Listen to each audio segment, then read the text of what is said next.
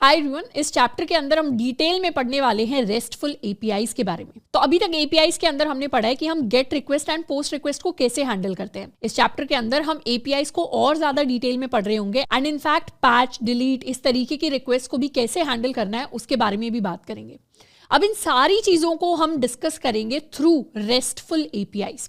Rest हमारा एक काफी इंपॉर्टेंट कॉन्सेप्ट होता है वेब डेवलपमेंट के अंदर एंड इसी इंपॉर्टेंट कॉन्सेप्ट को यूज करके हम अपनी एपीआईज को लिखते हैं।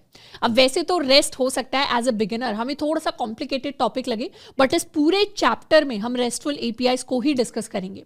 तो हो सकता है कि शुरुआत में हमें काफी ज्यादा क्लियर अंडरस्टैंडिंग ना मिले कि रेस्टफुल एपीआईज काम कैसे करती हैं या एग्जैक्टली रेस्टफुल या रेस्ट का मतलब क्या होता है, बट चैप्टर के एंड तक हम इतना डिटेल में चीजों को डिस्कस कर लेंगे कि उसका मतलब काफी ज्यादा क्लियर हो जाएगा।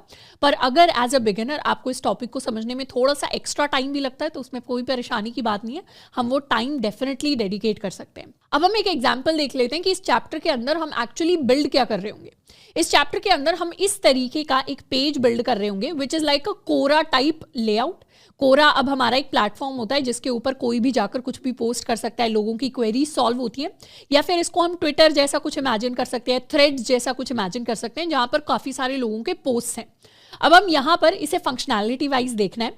इस चीज को, इस फंक्शनैलिटी को हम बिल्ड करने वाले हैं इस पूरे के पूरे चैप्टर में यूजिंग रेस्टफुल एपीआईज। अब इसमें यूआई का हमने ज्यादा ध्यान नहीं रखा है, तो एक बार ये चीज बिल्ड हो जाती है इस चैप्टर के एंड तक तो आप चाहें तो अपने यूआई को और ज्यादा इंप्रूव कर सकते हैं। आप चाहें तो इन पोस्ट को आप कार्ड्स की शेप दे सकते हैं या इसको और बेटर लुकिंग बना सकते हैं। अब यहाँ पर हमने एक टाइटल दिया है और ये हमारा एक पेज है जहां पर हमारे पास बहुत सारे पोस्ट हैं। हर पोस्ट के अंदर एक यूजर नेम है हमारे पास, उस पोस्ट का हमारे पास कंटेंट है कि वहां पर लिखा क्या हुआ है, और इसी तरीके से हमारे पास मल्टीपल पोस्ट है with user name and content, user name and content, and इसके साथ साथ हमारे पास काफी सारे ऑप्शंस हैं। सबसे पहला ऑप्शन जो हर पोस्ट में हमें मिलेगा वो है टू सी इन डिटेल, यानी अगर हमें किसी भी पोस्ट को डिटेल में देखना है तो इस तरीके से इंडिविजुअल पोस्ट को हम खोल सकते हैं और फिर यहाँ से वापस जा सकते हैं अपने सारे पोस्ट वाले पेज पर। तो हम वापस भी आ गए। हम चाहें तो किसी भी पोस्ट को एडिट भी कर सकते हैं। जैसे लेट्स सपोज इस पोस्ट को अगर हम एडिट करते हैं, कोडिंग मतलब अपना कॉलेज की जगह यहाँ पर डैश अपना कॉलेज लिख लेते हैं, एक स्माइली फेस बना देते हैं एंड नेक्स्ट लाइन में लिख देते हैं हैप्पी कोडिंग, इस तरीके से, और इसे कर देते हैं सबमिट किया तो ये हमारा पोस्ट यहाँ पर आकर अपडेट हो गया। तो हमने क्या किया, अपने पोस्ट को अपडेट कर दिया एडिट करके, और हम चाहें तो एक नया पोस्ट भी लिख सकते हैं। लेट्स सपोज हम एक नया पोस्ट लिखते हैं कि अपना कॉलेज ने आज कुछ और पोस्ट किया है, लेट्स स्टडी रेस्टफुल एपीआईज, से ऐड कर देते हैं पोस्ट में। तो ये क्या हुआ, हमारा यूजर नेम के साथ हमारा एक नया पोस्ट यहाँ पर ऐड हुआ। पर अगर हमें पता चलता है कि हमें ये पोस्ट अब नहीं चाहिए, हम रेस्टफुल एपीआईज पढ़ चुके हैं, तो हम चाहें तो इस पोस्ट को डिलीट भी कर सकते हैं। तो जैसे ही डिलीट पोस्ट करेंगे तो हमारा पोस्ट डिलीट हो जाएगा। तो इस तरीके से एक वर्किंग और एक फंक्शनल पेज हम बिल्ड करेंगे जिसके ऊपर हम नए पोस्ट को क्रिएट कर सकते हैं, सारे के सारे पोस्ट को हम देख सकते हैं, इंडिविजुअल को भी देख सकते हैं। हम पोस्ट को जाके एडिट कर सकते हैं, उन पोस्ट को हम डिलीट कर सकते हैं, उन पोस्ट को हम डिटेल में देख सकते हैं। तो इस तरीके की फंक्शनैलिटी को हम बिल्ड करेंगे यूजिंग डिफरेंट एपीआईज। तो आप चाहें तो एक बार हम रेस्टफुल एपीआईज को कंप्लीट डिटेल में पढ़ लेंगे तो इस तरीके के कॉन्सेप्ट को यूज करके आप अपना खुद का पेज बना सकते हैं। आप ब्लॉग्स का पेज बना सकते हैं इस तरीके की चीज लिखकर। आप चाहें तो आप ट्विटर का रेप्लिका बना सकते हैं जिसमें हम ट्वीट्स इस तरीके से लिख सकते हैं, या फिर कमेंट्स को इस तरीके से रेप्लिकेट कर सकते हैं। इंस्टाग्राम का पेज बना सकते हैं जो कुछ इसी तरीके से काम करेगा, बस उसमें आपको एक फोटो का ऑप्शन एक्स्ट्रा देना पड़ेगा। तो इस तरीके से जो कॉन्सेप्ट हम इस चैप्टर के अंदर सीखेंगे वो प्रैक्टिकल तो होंगे ही, साथ के साथ हमें कई सारी थ्योरेटिकल चीजें भी पढ़ा रहे होंगे जिनको हम लॉन्ग टर्म के लिए डेवलपमेंट जर्नी के अंदर यूज करते हैं। तो अब शुरुआत करते हैं अपने रेस्ट के बारे में। रेस्ट का मतलब क्या होता है? रेस्ट की वैसे फुल फॉर्म होती है, ये रेस्ट मतलब आराम वाला रेस्ट नहीं है। रेस्ट का मतलब होता है डेवलपमेंट के अंदर रिप्रेजेंटेशनल स्टेट ट्रांसफर। अब ये बड़ा सा लंबा सा कॉम्प्लेक्स सा नाम क्या है, इसके ज्यादा डिटेल में नहीं जाना। रेस्ट को जब भी हम इमेजिन करते हैं, रेस्ट को इमेजिन करना है as a set of constraints. Constraints का मतलब होता है rules that are used for creating web services. हम क्या कर रहे हैं बैकएंड के अंदर हम एक्सप्रेस को यूज करते हैं, नोड के अंदर एक्सप्रेस आता है, एक्सप्रेस को हम यूज करते हैं और फिर हम अपनी एपीआईज बनाते हैं और इन्हीं एपीआईज का जो कलेक्शन है उसको हम अपना वेब सर्विस कह रहे हैं, यानी हम अपना बैकएंड का सर्वर जो है उसको चला रहे हैं और उसके ऊपर कई सारी एपीआईज हैं। तो इन एपीआईज को अभी तो हम कुछ भी रैंडमली क्रिएट करते आ रहे हैं, स्लैश करके हम कुछ भी नाम लिख देते हैं अपनी एपीआई का, किसी भी तरीके से अपनी रिक्वेस्ट को हम हैंडल कर रहे हैं। बट एक्चुअली रेस्ट क्या है? रेस्ट एक आर्किटेक्चरल स्टाइल है जो हमें एपीआईज को, वेब सर्वर्स को क्रिएट करने का एक सेट ऑफ रूल्स देता है कि ये कुछ कुछ रूल्स है और इन्हीं रूल्स के हिसाब से हमें अपनी एपीआईज को, अपने सर्वर को क्रिएट करना है। उसे हम कहते हैं रेस्ट।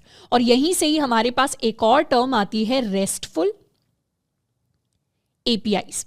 रेस्टफुल एपीआईज वो एपीआईज होती हैं जो रेस्ट के कॉन्सेप्ट्स या रेस्ट के रूल्स को अप्लाई करती हैं।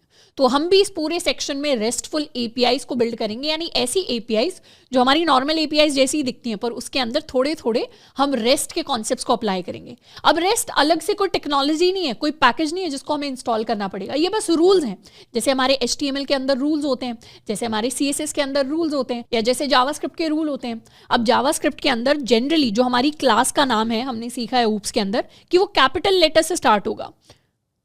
अगर हम कोई स्टूडेंट नाम की क्लास बना रहे हैं तो उसको हम कैपिटल लेटर से स्टार्ट करेंगे। अगर हम कोई नॉर्मल फंक्शन बना रहे हैं जैसे गेट नेम, तो उसको हम कैसे स्टार्ट करेंगे? उसको हम स्मॉल लेटर से स्टार्ट करेंगे।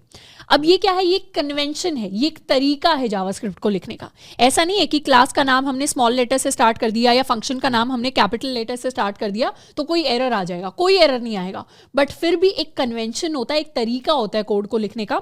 वैसा ही तरीका एपीआईज को लिखने का हमारे लिए रेस्ट डिफाइन करवाता है। अब जनरली जो हमारी रेस्टफुल एपीआईज होती हैं उनको हम CRUD ऑपरेशंस परफॉर्म करने के लिए यूज करेंगे।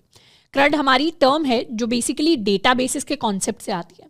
अभी हमने डेटाबेसेस को नहीं पढ़ा है, डेटाबेसेस को हम बाद में जाके डिटेल के अंदर पढ़ रहे होंगे, पर बेसिक डेटाबेसेस के ऊपर कुछ कुछ ऑपरेशंस होते हैं। डेटाबेसेस हमारे डेटा पे काम करते हैं। तो CRUD ऑपरेशन के अंदर C का मतलब होता है क्रिएट, यानी हम कुछ नई चीज ऐड कर रहे हैं अपने डेटाबेस के अंदर। R का मतलब होता है रीड, कि हम डेटाबेस के अंदर जो डेटा है उसको रीड कर रहे होते हैं। U का मतलब होता है जो भी डेटा है उसे हम अपडेट कर रहे हैं, और D का मतलब होता है जो भी डेटा है उसे हम डिलीट कर रहे हैं।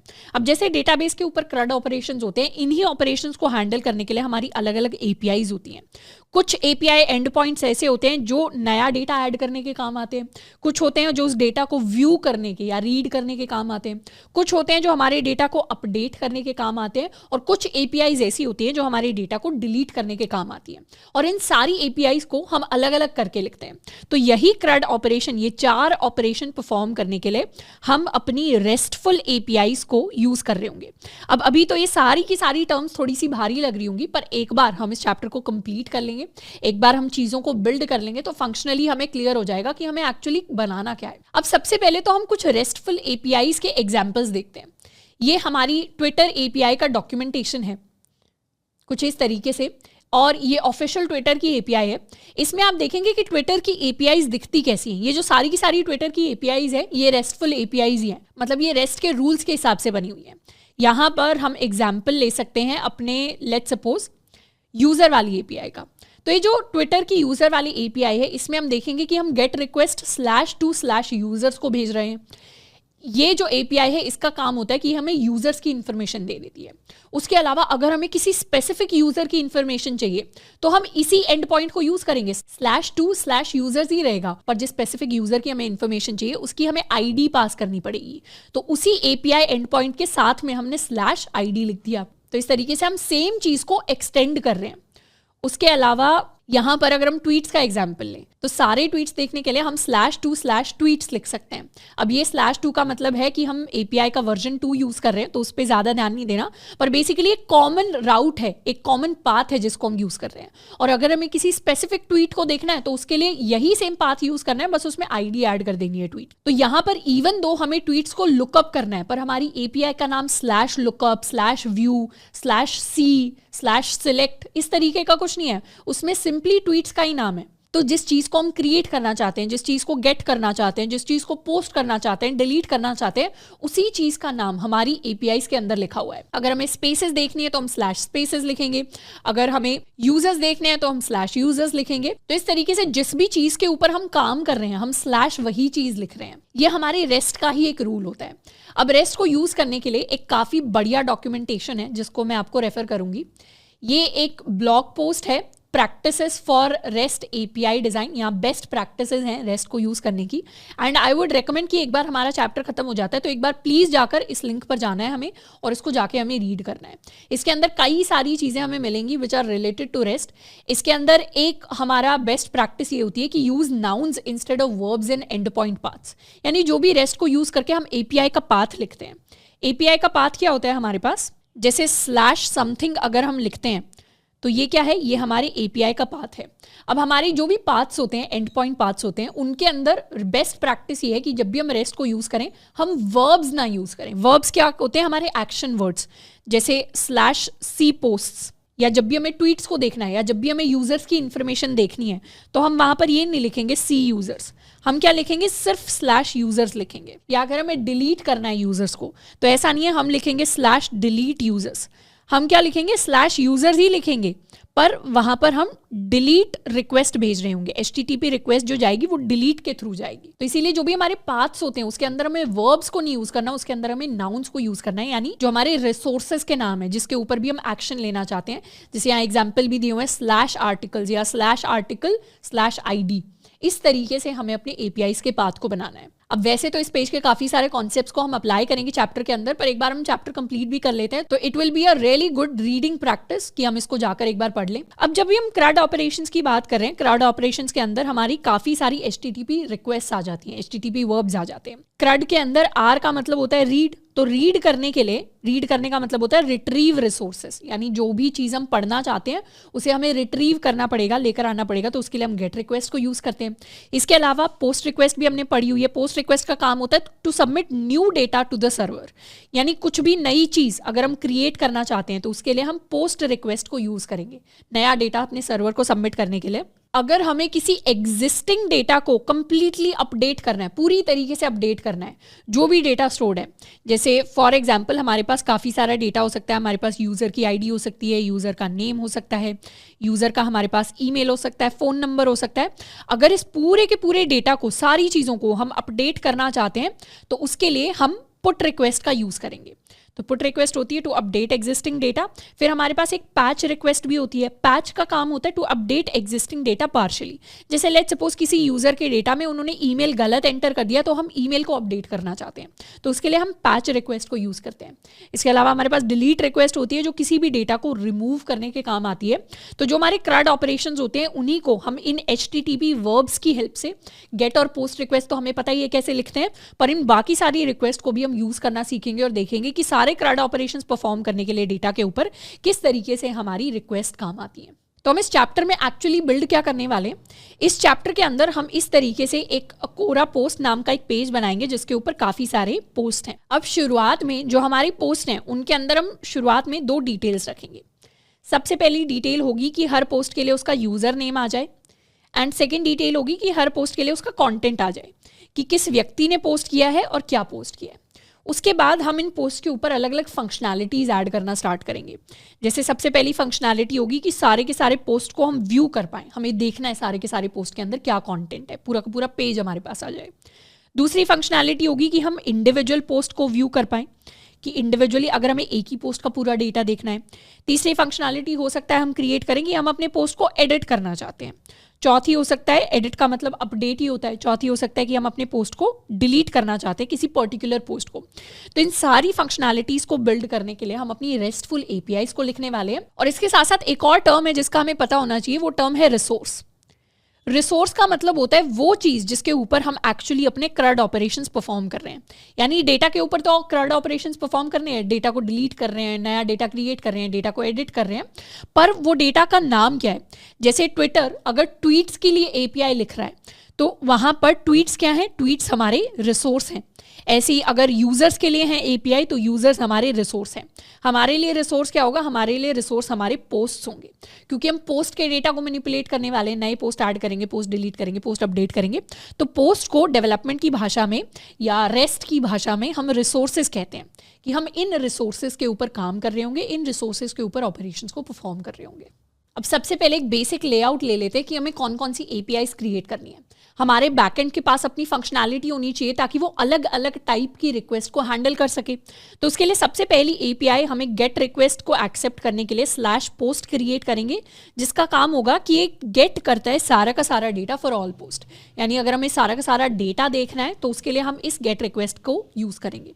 अब ये जो राउट है, यानी ये जो एपीआई का राउट है, इसको हम कह देंगे कि ये हमारा व्यू राउट है। व्यू राउट कहने का मतलब है कि बेसिकली इस एपीआई को गेट रिक्वेस्ट अगर इस एपीआई इस पाथ पे आ रही है तो हम इसको व्यू पाथ कह देंगे कि ये हमें डेटा को व्यू करने के काम आ रहा है। दूसरी जो हम एपीआई क्रिएट करेंगे वो /पोस्ट पाथ पर ही जाएगी, पर वो एक पोस्ट रिक्वेस्ट होगी और इसका काम होगा to add a new post. तो इसको कह सकते हैं कि ये हमारा एक क्रिएट राउट है जो एक नया पोस्ट क्रिएट करता है। उसके अलावा हम चाहें तो इंडिविजुअल पोस्ट को देख सकते हैं। इंडिविजुअल पोस्ट को आइडेंटिफाई करने के लिए हम उनके अंदर एक और एडिशनल प्रॉपर्टी ऐड करेंगे आईडी नाम से। अब अभी तो हम आईडी स्ट्रिंग की फॉर्म में, नंबर्स की फॉर्म में बना सकते हैं, पर जनरली जब हम डेटाबेस की बात करेंगे, जब हम बाद में डेटाबेसेस को डिटेल में पढ़ेंगे, तो वहाँ पर डेटाबेस हमारे लिए ऑटोमेटिकली हर एक डेटा के लिए आईडी क्रिएट कर सकता है। तो डेटाबेसेस के अंदर वो फंक्शनैलिटी होती है। अभी तो हम सर्वर पर वो फंक्शनैलिटी रेप्लिकेट करेंगे। तो आईडी की फॉर्म में हम किसी भी स्पेसिफिक पोस्ट का, एक पोस्ट का डेटा लेकर आ सकते हैं डिटेल में यूजिंग द आईडी। तो एक्चुअली इसको हम अपना व्यू राउट कह लेते हैं और ये जो व्यू राउट था इसको हम कहेंगे अपना इंडेक्स राउट।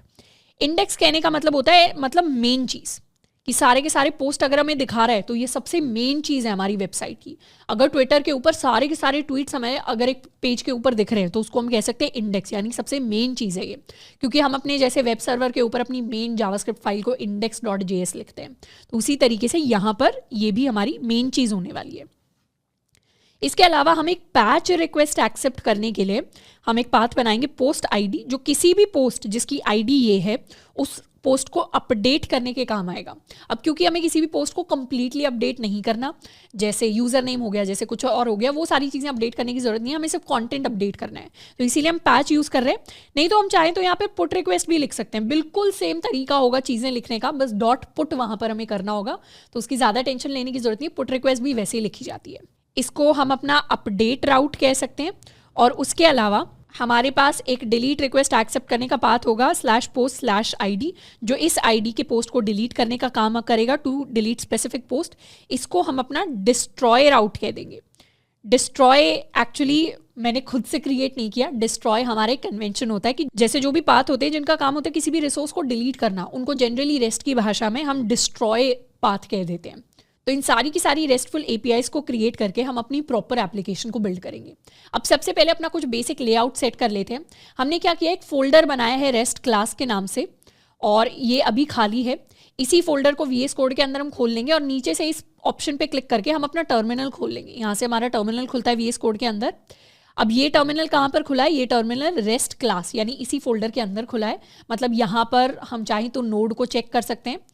नोड हमें इंस्टॉल्ड यहाँ पर मिलेगा, तो नोड का वर्जन हमारे पास आ गया। तो सारी जो कमांड्स है हम यहीं पर रन कर सकते हैं। इसको क्लियर कर लेते हैं।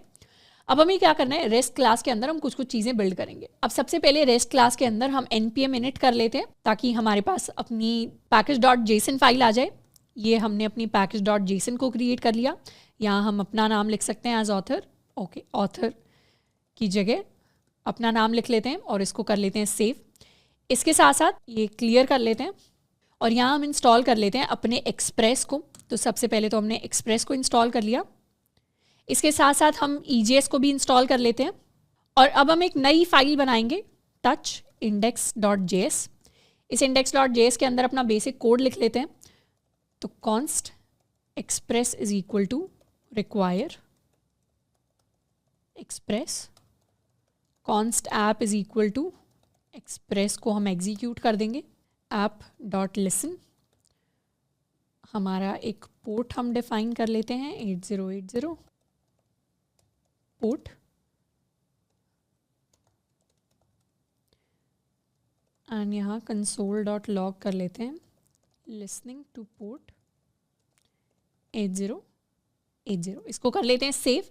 एंड अब हमारे लिए हम अपने सर्वर को कर सकते हैं स्टार्ट, तो nodemon index.js, तो हमारा सर्वर स्टार्ट हो गया है। हम चाहें तो अभी रिक्वेस्ट भेज सकते हैं, पर अभी हमारे पास कुछ रिस्पॉन्स एज सच आएगा नहीं। अब कुछ बेसिक फोल्डर्स हम क्रिएट करने वाले हैं जिनको ऑलरेडी हमने पहले पढ़ा हुआ है, जैसे हमारा पब्लिक फोल्डर या जैसे हमारा व्यूज फोल्डर। तो इन फोल्डर्स को बनाने के लिए यहाँ पर हम क्रिएट कर लेते हैं, एक हमारा व्यूज फोल्डर हो जाएगा। एंड इनफैक्ट अभी सर्वर को क्लियर करते हैं एंड हम एक और नया फोल्डर बनाएंगे पब्लिक नाम से। तो एक और फोल्डर हमारे पास आ जाएगा पब्लिक। इस व्यूज़ वाले फोल्डर में हम सारे अपने EJS वाली फाइल स्टोर करेंगे, अपनी टेम्पलेट्स वाली फाइल। और पब्लिक के अंदर हम चाहें तो एक CSS नाम का फोल्डर और बना सकते हैं, जिसके अंदर हम अपनी CSS फाइल्स डालेंगे, या इसके अंदर डायरेक्टली भी हम अपनी CSS फाइल्स डाल सकते हैं। इन फोल्डर्स को index.js के अंदर यूज़ करने के लिए सबसे पहले तो हमें पाथ को रिक्वायर करना पड़ेगा। तो यहाँ से रिक्वायर कर लेते हैं पाथ को, एंड फिर हमें अपना व्यू इंजन सेट करना पड़ेगा। तो हमारा जो व्यू इंजन होने वाला है that is going to be EJS। साथ के साथ हम अपना पाथ सेट कर लेते हैं अपने व्यूज के लिए। This is going to be path.join _ directory name and उसके बाद हमारा व्यूज फोल्डर। इसको कर लिया सेव। अब पब्लिक फोल्डर को भी हम इसी तरह लिख सकते हैं, यहाँ पर app.set express.static path.join directory name हमारा पब्लिक।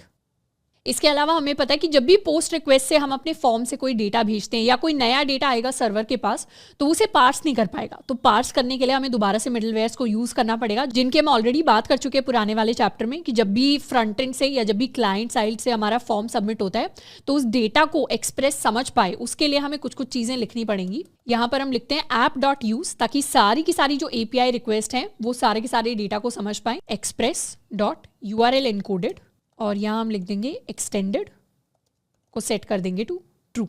तो जो हमारा अब URL encoded डेटा होगा उसको भी हमारा एक्सप्रेस पार्स कर पाएगा, समझ पाएगा API रिक्वेस्ट के अंदर।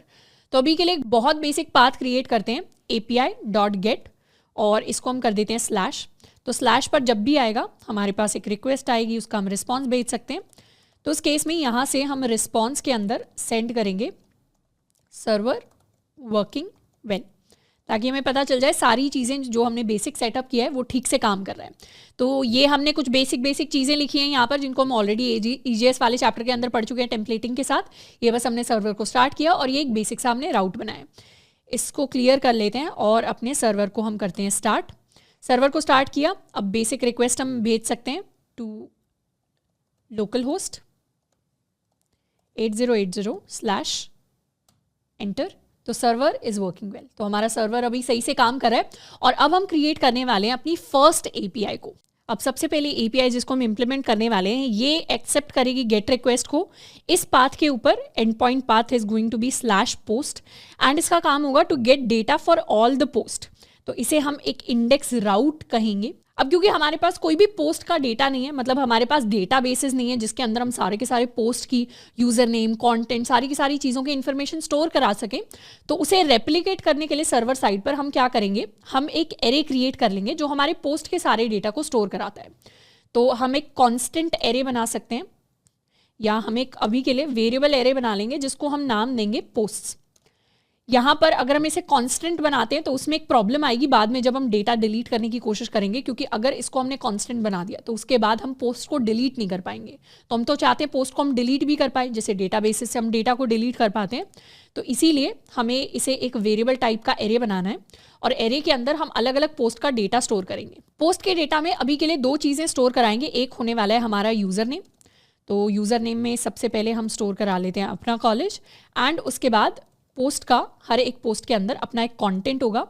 तो कंटेंट के अंदर हम स्टोर करवा सकते हैं आई लव कोडिंग, इस तरीके से कुछ। एंड इसके अलावा हम एक और नया पोस्ट क्रिएट कर सकते हैं, तो इसे कॉपी कर लेते हैं। यहाँ पर हम यूज़र नेम लिख सकते हैं श्रद्धा खापरा, एंड कुछ भी हम कंटेंट के अंदर लिख सकते हैं hard work is important to achieve success. यहाँ पर एक और लिख लेते हैं राहुल कुमार। राहुल कुमार ने पोस्ट किया है कि I got selected for my first internship, इस तरीके से, और इसे कर लेते हैं सेव। तो ये हमारे सारे के सारे पोस्ट का डेटा हो गया। अब हमें क्रिएट करनी है अपनी एपीआई।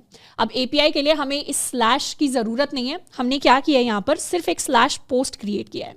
अब यहाँ पर स्लैश पोस्ट से हमें एक इंपॉर्टेंट चीज़ सीखने को मिलती है कि यहाँ पर हमारे रिसोर्स का नाम क्या है, कि कौन से रिसोर्स के साथ हम CRUD ऑपरेशंस परफॉर्म कर रहे हैं। हम अपने पोस्ट के साथ CRUD ऑपरेशंस परफॉर्म कर रहे हैं, यानी सारे जो हमारे ऑपरेशन है वो पोस्ट के ऊपर काम करेंगे।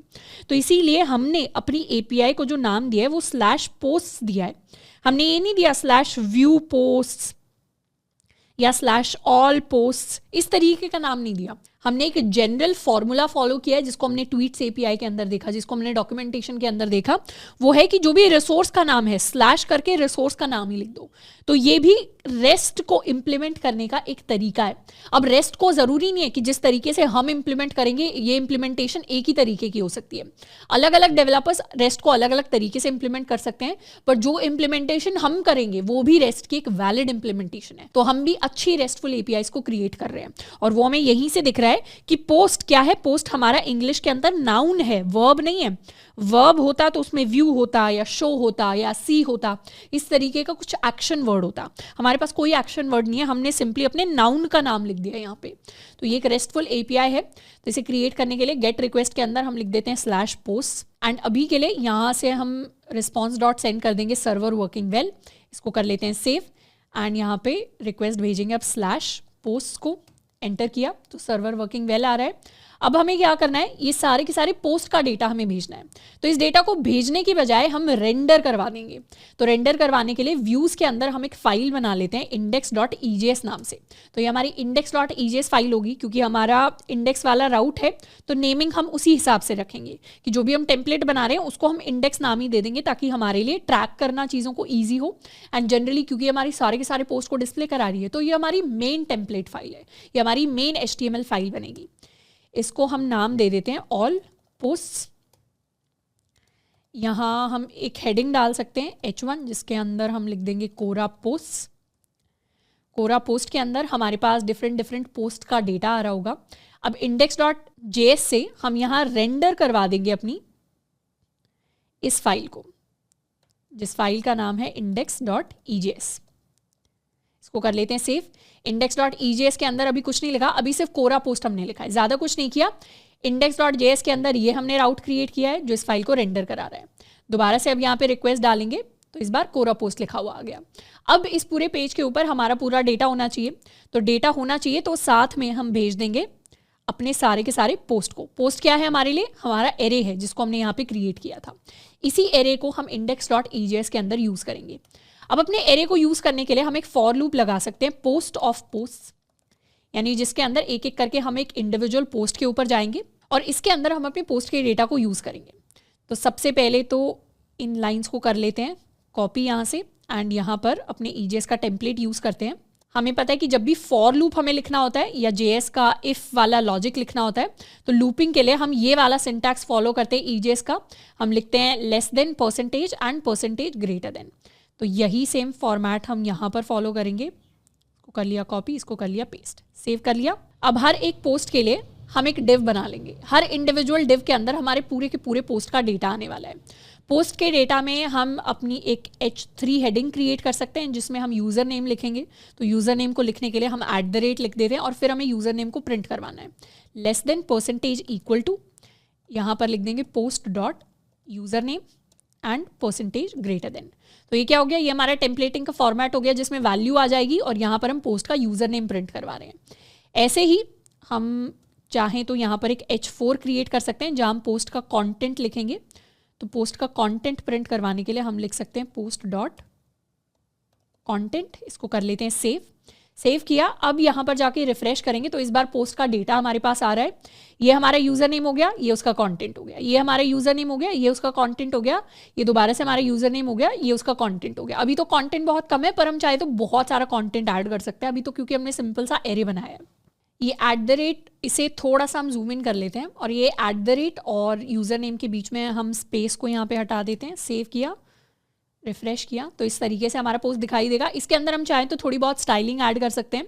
स्टाइलिंग ऐड करने के लिए हमें अपने इस पब्लिक फोल्डर के अंदर जाना पड़ेगा। पब्लिक फोल्डर के अंदर हम एक फाइल क्रिएट करेंगे style.css नाम से। इस style.css में हम जनरल स्टाइलिंग क्रिएट करेंगे जो हम किसी भी टेम्पलेट के ऊपर अप्लाई कर सकते हैं। तो अभी के लिए जो भी हमारी H1 हेडिंग है उन सारी हेडिंग्स को हम एक मरून कलर देने वाले हैं। हमारा जो ये डिव हो जाएगा, इन डिव को हम चाहें तो क्लासेस दे सकते हैं, कुछ कुछ क्लासेस दे सकते हैं हम अपने जनरल पोस्ट को। तो हर डिव को हम एक क्लास दे देंगे पोस्ट, कि हमारे पूरा पोस्ट है।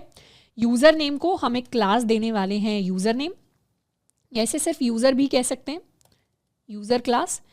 एंड कंटेंट को हम एक क्लास देने वाले हैं कंटेंट। इसको कर लेते हैं सेव। अब जो भी हमारा पोस्ट होगा, सारे पोस्ट को हम एक बैकग्राउंड कलर दे देंगे डॉट पोस्ट से। ये लाइट सा कलर हम इसके लिए ऐड करेंगे। एंड इसके अलावा हम चाहते हैं कि जो सारे के सारे हमारे यूज़र नेम है ये इटैलिक हो जाए, मतलब थोड़े से स्टाइलिंग में चेंज हो जाए। तो हर एक यूज़र के लिए हम फॉन्ट स्टाइल को सेट कर देंगे टू इटैलिक। इसको कर लेते हैं सेव। रिफ्रेश किया, अभी चेंज अप्लाई नहीं हो रहा। चेंज इसलिए अप्लाई नहीं हो रहा क्योंकि EJS के साथ हमने इसे लिंक नहीं किया।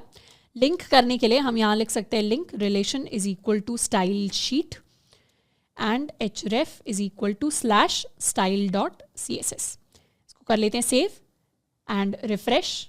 एक बार सर्वर को कर लेते हैं stop and restart. Styling apply नहीं हो रही तो index.js के अंदर जाकर यहाँ हमें app.set नहीं, इसको हम करेंगे app.use। इसको कर लेते हैं सेव एंड रिफ्रेश। तो इस बार क्या हुआ, हमारी स्टाइलिंग अप्लाई हो गई। एंड इस तरीके से कोरा का हमारा पेज बन गया जिसके ऊपर हमारे सारे के सारे पोस्ट हमें दिखाई दे रहे हैं। हर पोस्ट के ऊपर उसका यूजर नेम है एंड फिर हमारे पोस्ट का कंटेंट है। तो अभी के लिए हमने फर्स्ट API को कंप्लीट कर लिया है, जो API हमें सारे के सारे पोस्ट का डेटा लाकर दे देती है और उस डेटा को हम व्यू कर सकते हैं यूजिंग दिस पाथ /post। अब आ जाते हैं अपने सेकंड API पर। सेकंड API हमारी एक पोस्ट API है जिसका काम है टू क्रिएट राउट, जिसका काम है to add a new post. यानी हम क्या कर सकते हैं, हम अपने एक नए पोस्ट को ऐड कर सकते हैं यूजिंग दिस पोस्ट रिक्वेस्ट। इसको हम अपना क्रिएट राउट कहेंगे।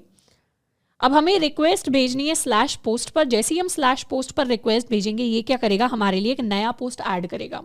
अब एक्चुअली इस चीज़ को इम्प्लीमेंट करने के लिए हमें 2 राउट्स को क्रिएट करना पड़ेगा। सबसे पहला राउट होगा जो हमारे फॉर्म को सर्व करेगा।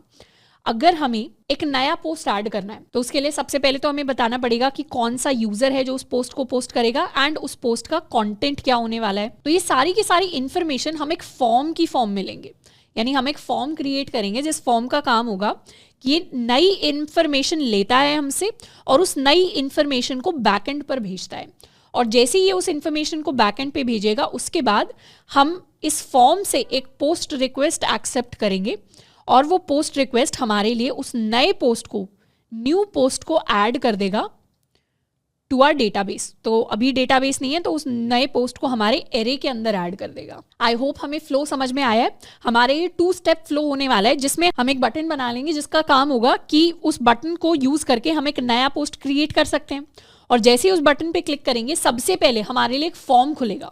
वो फॉर्म क्या करेगा, यूजर और कंटेंट का डेटा लेगा। हम उस फॉर्म को सबमिट करेंगे। जैसे ही हम उस फॉर्म को सबमिट करेंगे हमारे लिए पोस्ट रिक्वेस्ट जाएगी जो नए पोस्ट को ऐड करने का काम करती है। तो सबसे पहले तो हम उस फॉर्म को क्रिएट करेंगे।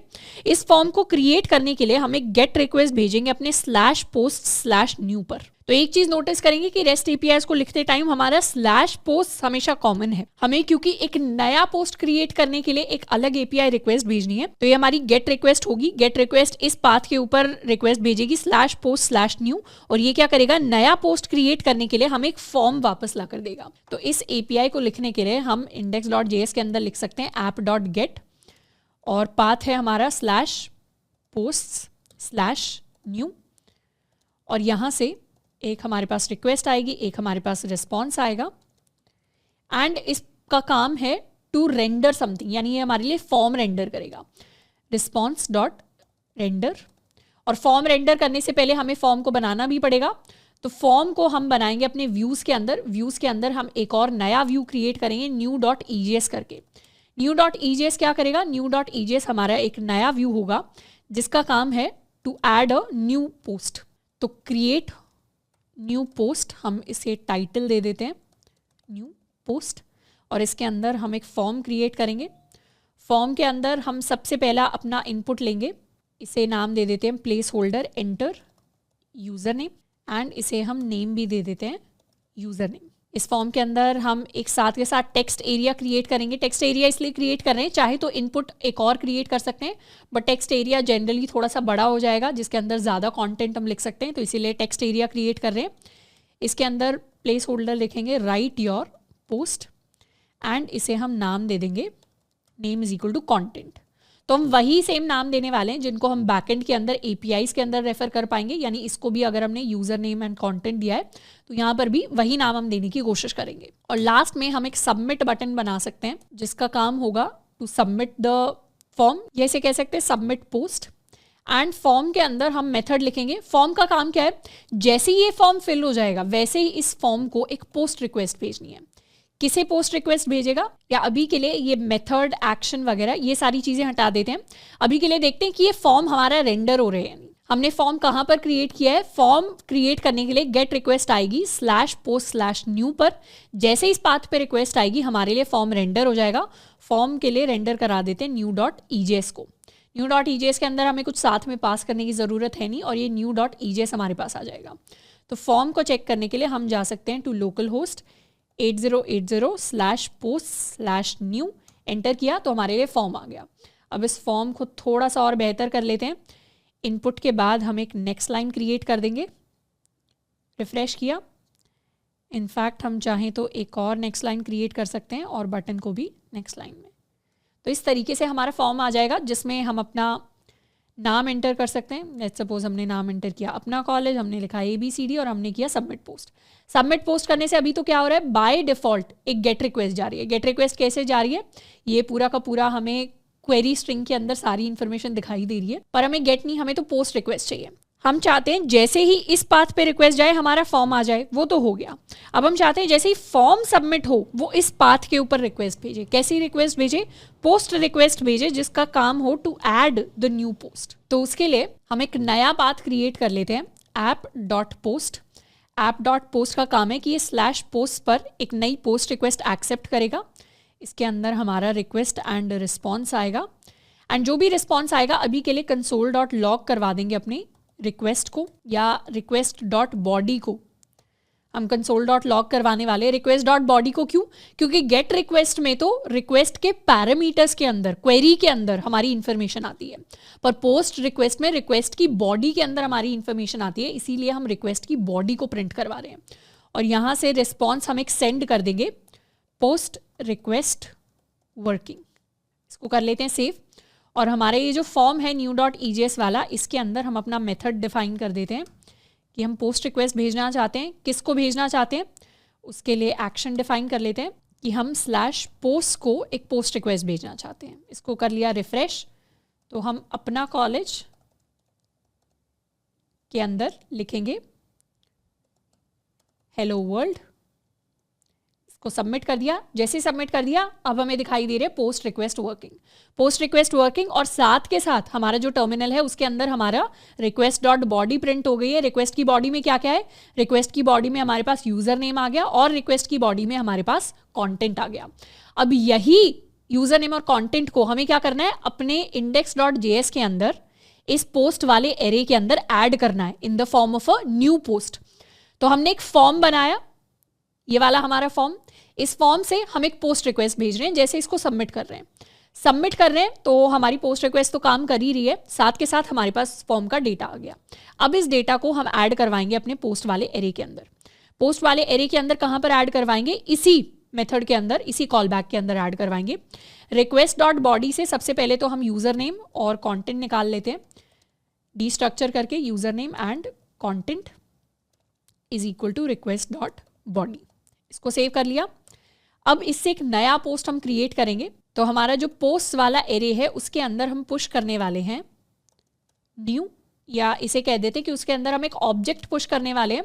ऑब्जेक्ट के अंदर हम एक तो यूजर नेम ऐड कर रहे होंगे और साथ के साथ हम अपना कंटेंट ऐड कर रहे होंगे। तो इसको कर लेते हैं सेव। तो अब जैसे ही इस पोस्ट के पास रिक्वेस्ट जाएगी हमारा नया पोस्ट हमारे एरे के अंदर ऐड हो जाएगा। दोबारा से एक बार इसे ट्राई करते हैं। ये हमारा रिफ्रेश किया, क्वेरी स्ट्रिंग को यहाँ से हटा लेते हैं। ये हमने /post/new पर रिक्वेस्ट जैसी की, हमारे लिए एक फॉर्म क्रिएट हो गया। फॉर्म में हम अपना कंटेंट लिख सकते हैं, अपना कॉलेज, हेलो वर्ल्ड। अब अभी के लिए जो सारे पोस्ट को प्रिंट करवाता है, ऑल पोस्ट वाला पेज, उस पर अभी यही कंटेंट दिखाई दे रहा है। ये हमारा एक अलग पेज है। इसको जैसे ही सबमिट करेंगे हमारी पोस्ट रिक्वेस्ट काम कर रही है, मतलब इंटरनली हमने अज्यूम कर लिया कि हमारा पोस्ट ऐड हो गया होगा। ऐड हो गया होगा तो वो सारी पोस्ट के अंदर दिखाई देना चाहिए। तो अब यहाँ पर हम दोबारा रिक्वेस्ट करेंगे तो अब क्या हुआ, हमारा जो नया पोस्ट था जो अपना कॉलेज ने पोस्ट किया था, हेलो वर्ल्ड, वो अब हमें इस पेज के ऊपर दिखाई दे रहा है। हम चाहें तो एक और पोस्ट क्रिएट कर सकते हैं, रिफ्रेश कर लेते हैं। यहाँ से लेट्स सपोज नेहा हमारे लिए पोस्ट कर रही है, I am learning web dev. तो सबमिट कर दिया post, post request is working, all post के अंदर आए, रिफ्रेश किया तो अब हम जो हमारा नया पोस्ट था वो हमारे पोस्ट के अंदर हमें दिखाई दे रहा है। तो इस तरीके से नए एडिशनल पोस्ट को हम ऐड कर सकते हैं। पर अभी के लिए एक छोटी सी फंक्शनैलिटी में डिफरेंस है। यहाँ पर एक अलग पेज है जिसको हमें खोलना पड़ रहा है, जिसके अंदर हम अपना नया पोस्ट जो है वो ऐड करते हैं, फिर उसे सबमिट करते हैं। सबमिट करने के बाद हमारे पास कुछ आता है पोस्ट रिक्वेस्ट वर्किंग। हम तो चाहते हैं जैसे ही हम सबमिट करें वैसे ही हम इसी पेज के ऊपर पहुंच जाएं, यानी जैसे ही ये फॉर्म सबमिट करें पोस्ट रिक्वेस्ट तो चली ही जाए इंटरनली, साथ के साथ हम इस पेज के ऊपर पहुंच जाएं। यानी ये जो हमारे पाथ्स हैं, ये जो हमारे फॉर्म वाला पाथ है, ये जो हमारा सबमिशन वाला पाथ है और ये जो हमारा ऑल पोस्ट वाला पाथ है, इन सारे पाथ्स को हम कनेक्ट करना चाहते हैं। तो अभी तो इनको कनेक्ट करना पॉसिबल नहीं है क्योंकि इन पेजेस को हमें अलग अलग टैब्स के अंदर खोलना पड़ रहा है। पर एक्चुअली एक्सप्रेस के अंदर एक काफ़ी अच्छी चीज़ एग्जिस्ट करती है जो हमें डिफरेंट पेजेस को कनेक्ट करवाने के काम आती है। अब डिफरेंट पेजेस को कनेक्ट करने के लिए हम रीडायरेक्ट को यूज़ कर सकते हैं। जब भी हम रिस्पॉन्स को भेजते हैं, अभी तक रिस्पॉन्स के अंदर हम response.send लिखते आए हैं, जिसके अंदर हम कोई भी टेक्स्ट डेटा भेज सकते हैं, हम कोई भी HTML डेटा भेज सकते हैं, हम कोई भी ऑब्जेक्ट भेज सकते हैं, इस तरीके से। उसके बाद हमने सीखा कि रिस्पॉन्स से हम पेजेस को रेंडर भी कर सकते हैं, जिससे अभी तक हमने अपनी EJS पेजेस को रेंडर करना सीखा है कि कैसे हम अपने टेम्पलेट्स को पूरा का पूरा पेज ही रेंडर कर दिया। अब हम बात करने वाले हैं response.redirect की, कि रीडायरेक्ट का काम होता है कि रिस्पॉन्स के साथ कुछ डेटा सेंड करने की जगह या रेंडर करने की जगह हम किसी और URL पे रीडायरेक्ट कर देते हैं। यानी रिस्पॉन्स ही है कि हम किसी और URL, किसी और API को रिक्वेस्ट भेज सकते हैं और वो API जो रिस्पॉन्स भेजेगी वही हमारा फाइनल रिस्पॉन्स होगा।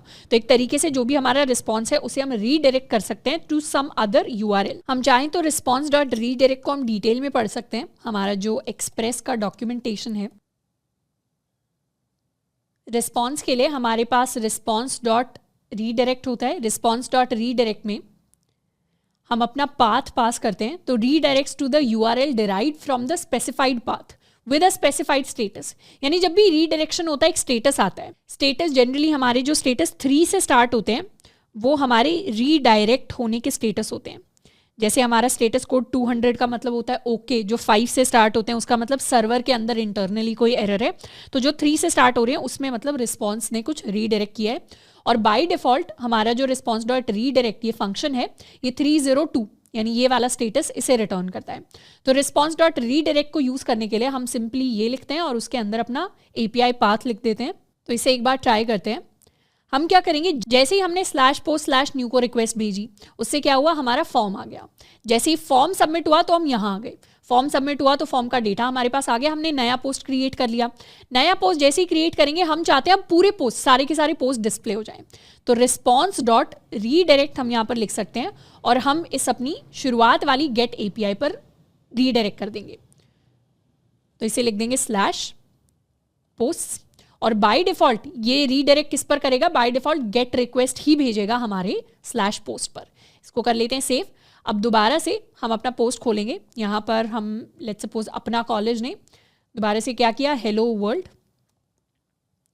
लिखा अपने पोस्ट के कंटेंट के अंदर, इस पोस्ट को सबमिट किया। जैसे ही सबमिट किया अब हमारे पास सारे के सारे पोस्ट वाला पेज ऑटोमेटिकली आ गया रीडायरेक्ट होकर, और इसके अंदर हमें अपना नया पोस्ट जो है वो दिखाई दे रहा है। अब इसके साथ साथ एक और चीज़, हमारा जो नया पोस्ट क्रिएट करने का ऑप्शन है वो भी हमारे इसी पेज के ऊपर दिखाई देना चाहिए। तो यहाँ पे लास्ट में हम या तो एक बटन क्रिएट कर सकते हैं या फिर एक एंकर टैग क्रिएट कर सकते हैं। तो अपने index.ejs के अंदर आ जाते हैं। यहाँ पर लास्ट में हम एक एंकर टैग क्रिएट करेंगे, थोड़ा सा इसे स्पेस दे देते हैं। एंकर टैग के अंदर हम रिक्वेस्ट भेजेंगे अपने HTTP लोकल होस्ट 8080/posts/new पर, और इसे हम कह देते हैं क्रिएट न्यू पोस्ट, इसको कह देते हैं सेव।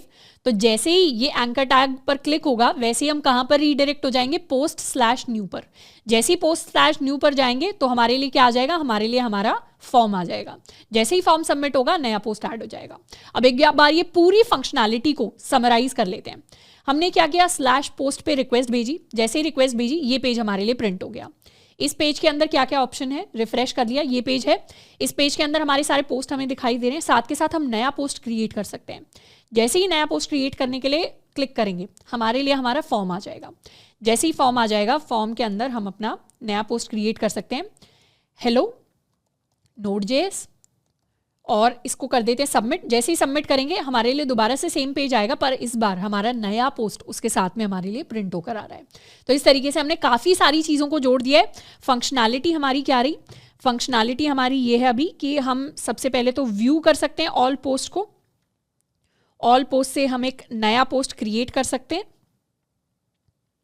नया पोस्ट जब हम क्रिएट करेंगे एक 2 स्टेप प्रोसेस होगा। सबसे पहले हमारे लिए फॉर्म आएगा और उसके बाद ये फॉर्म हमारे लिए पोस्ट रिक्वेस्ट भेजेगा हमारे बैकएंड एपीआईज को। जैसे पोस्ट रिक्वेस्ट जाएगी, पोस्ट रिक्वेस्ट दोबारा से रीडायरेक्ट कर देगी इस व्यू ऑल पोस्ट पर। तो हम इसी पेज पर आ जाएंगे, पर इस पेज में हमारे लिए हमारा न्यू पोस्ट अब साथ में ऐड होकर आ जाएगा। तो ये फंक्शनैलिटी अभी तक हमने डेवलप कर दी है, जिसमें अच्छा खासा पेज हमारे लिए बिल्ड हो गया है। पर अभी तक हमने सिर्फ गेट एंड पोस्ट रिक्वेस्ट को यूज़ किया है, वो भी काफ़ी बेसिक तरीके से। अब नेक्स्ट हम बात करने वाले हैं एक और हमारे एपीआई एंड पॉइंट की, विच इज़ get/post/id। इस एपीआई एंड पॉइंट का काम है, ये हमारा शो राउट है, या इसको हम अपना व्यू राउट भी कह सकते हैं। इसका काम है कि ये हमें एक पोस्ट की इंफॉर्मेशन देता है यूजिंग एन आईडी। तो हम हर पोस्ट के साथ अपनी एक आईडी अटैच कर सकते हैं। आईडी कुछ भी हो सकती है, आईडी 1 2 3 4 हो सकती है, आईडी 1A 2B 3C इस तरीके से हो सकती है, आईडी ABCDEF GHIJ इस तरीके से एक स्ट्रिंग टाइप आईडी भी हम बना सकते हैं। कुछ भी आईडी अभी हम खुद से क्रिएट कर सकते हैं। तो हर पोस्ट के साथ एक स्पेसिफिक आईडी होगी, और जब भी हम इस पाथ के ऊपर रिक्वेस्ट भेजेंगे और हमारी आईडी मैच करेगी जिस भी पोस्ट के साथ, उस पोस्ट का डेटा हमारे लिए आ जाएगा। तो सबसे पहले पाथ क्रिएट कर लेते हैं। पाथ क्रिएट करने से पहले हमें पोस्ट के साथ कुछ आईडी डालनी पड़ेगी। तो आईडी को ऐड करने के लिए लेट्स सपोज हम एक स्ट्रिंग टाइप की आईडी बनाते हैं 1A, इसी को हम यहाँ पर ऐड कर सकते हैं। इसकी आईडी हो जाएगी 2B एंड इसकी आईडी हो जाएगी 3C। वैसे जब हम डेटाबेसेस के साथ डील करेंगे तो आईडी हमारे लिए ऑटोमेटिकली क्रिएट होती है डेटाबेसेस में, और जो भी आईडी होती है वो यूनिक होनी चाहिए। मतलब हर पोस्ट की जो आईडी है वो यूनिक होनी चाहिए।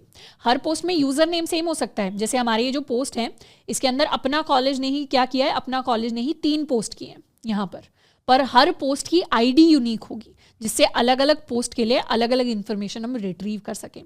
तो अभी के लिए हमने कुछ रैंडम आईडी इनको दे दिए, और एक नया हम पाथ क्रिएट कर लेते हैं app.get। app.get कहाँ पर गेट करेगा, ये हटा लेते हैं, /post/:id पर, और यहाँ से हम अपनी आईडी को रिट्रीव करेंगे।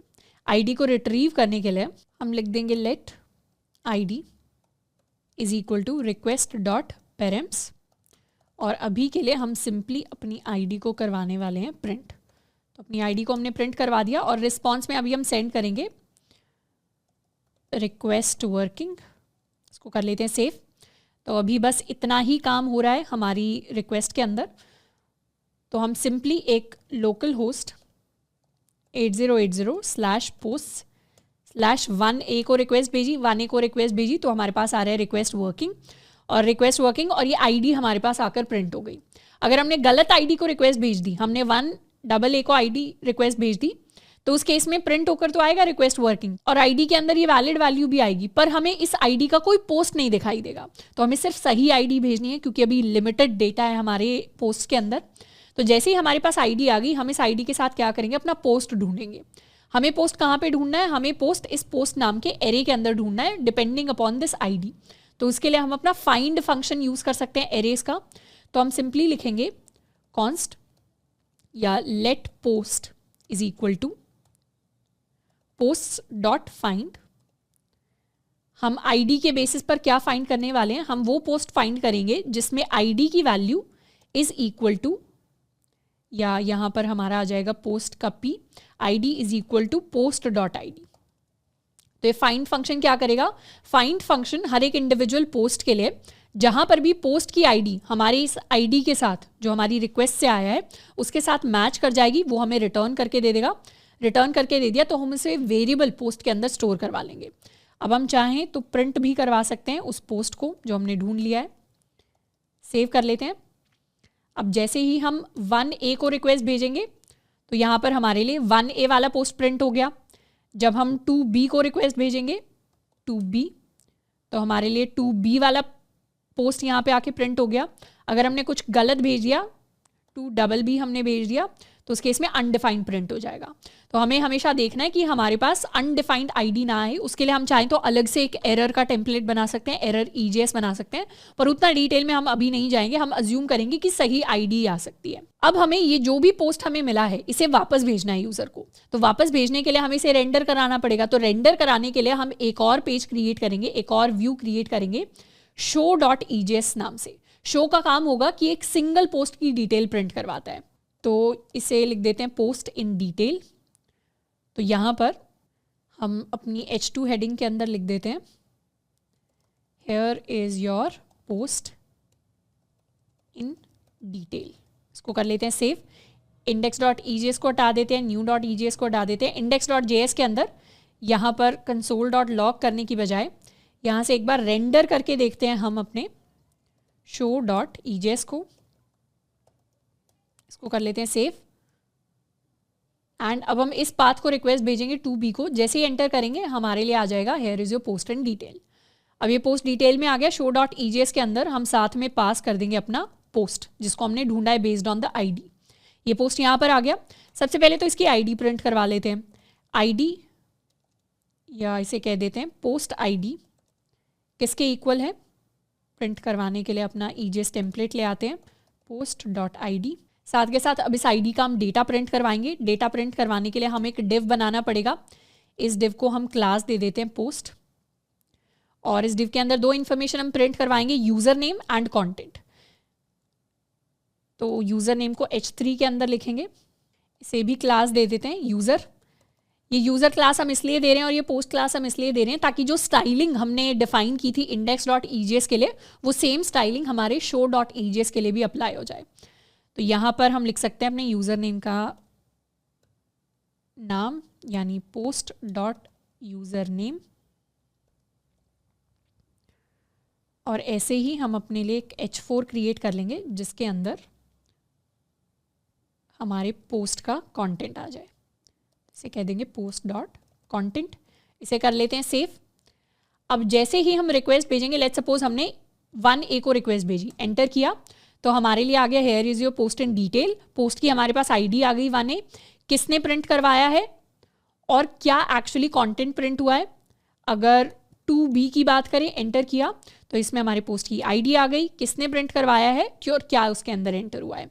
अभी ये चीज़ नोट करनी है, अगर हम गलत यूजर नेम पर रिक्वेस्ट भेज देंगे तो उस केस में हमारे लिए एरर आ जाएगा, क्योंकि वो आईडी अगर एग्जिस्ट नहीं करती 2BB तो उसके लिए कुछ रेंडर भी नहीं हो पाएगा।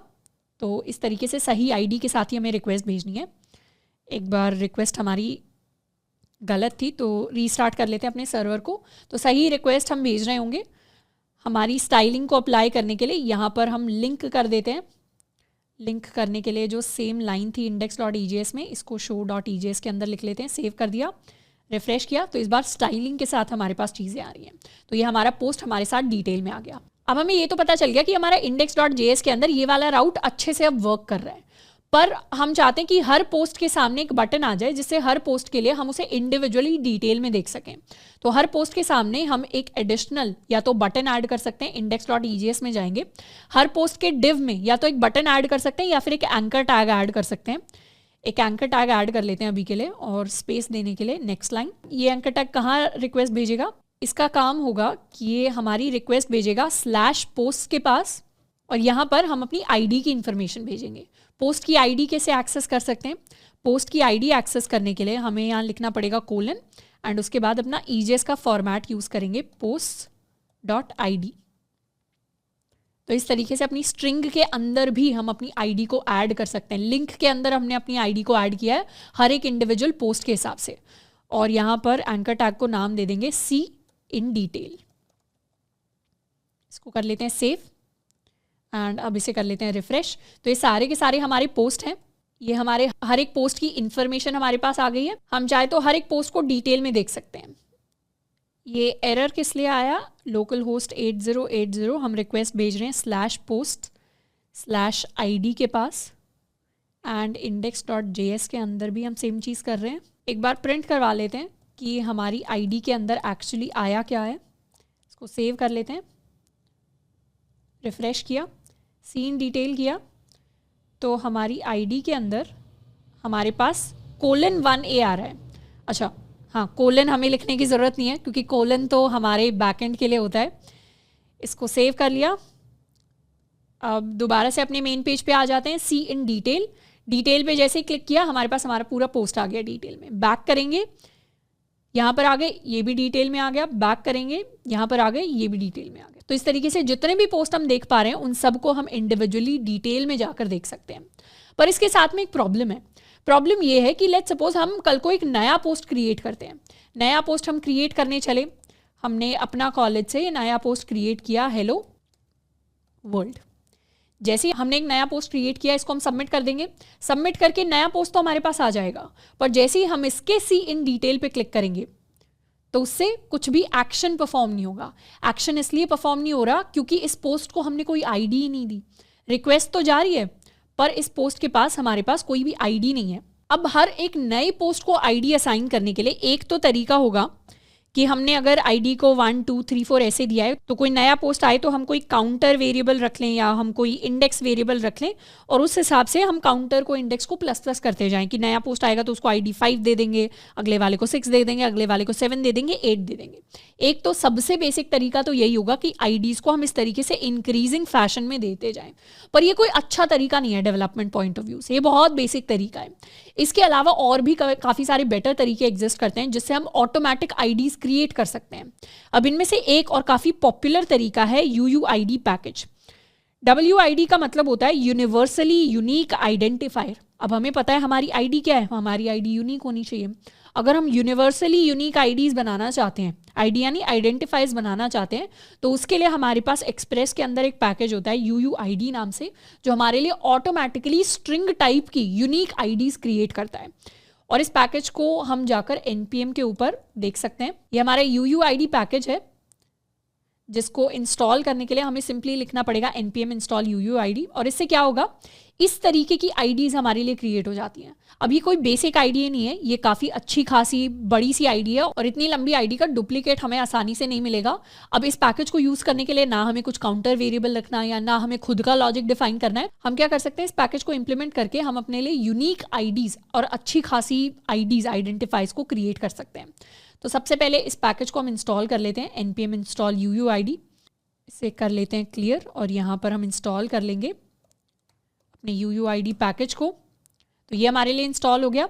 इंस्टॉलेशन के बाद यूज़ करने के लिए हम इस तरीके को फॉलो करेंगे, जिसमें सबसे पहले अपने पैकेज को हम रिक्वायर करेंगे, फिर इसे यूज़ करेंगे। तो इसे कर लेते हैं कॉपी, एंड अपने index.js के अंदर यहाँ पर इसे हम रिक्वायर कर लेंगे।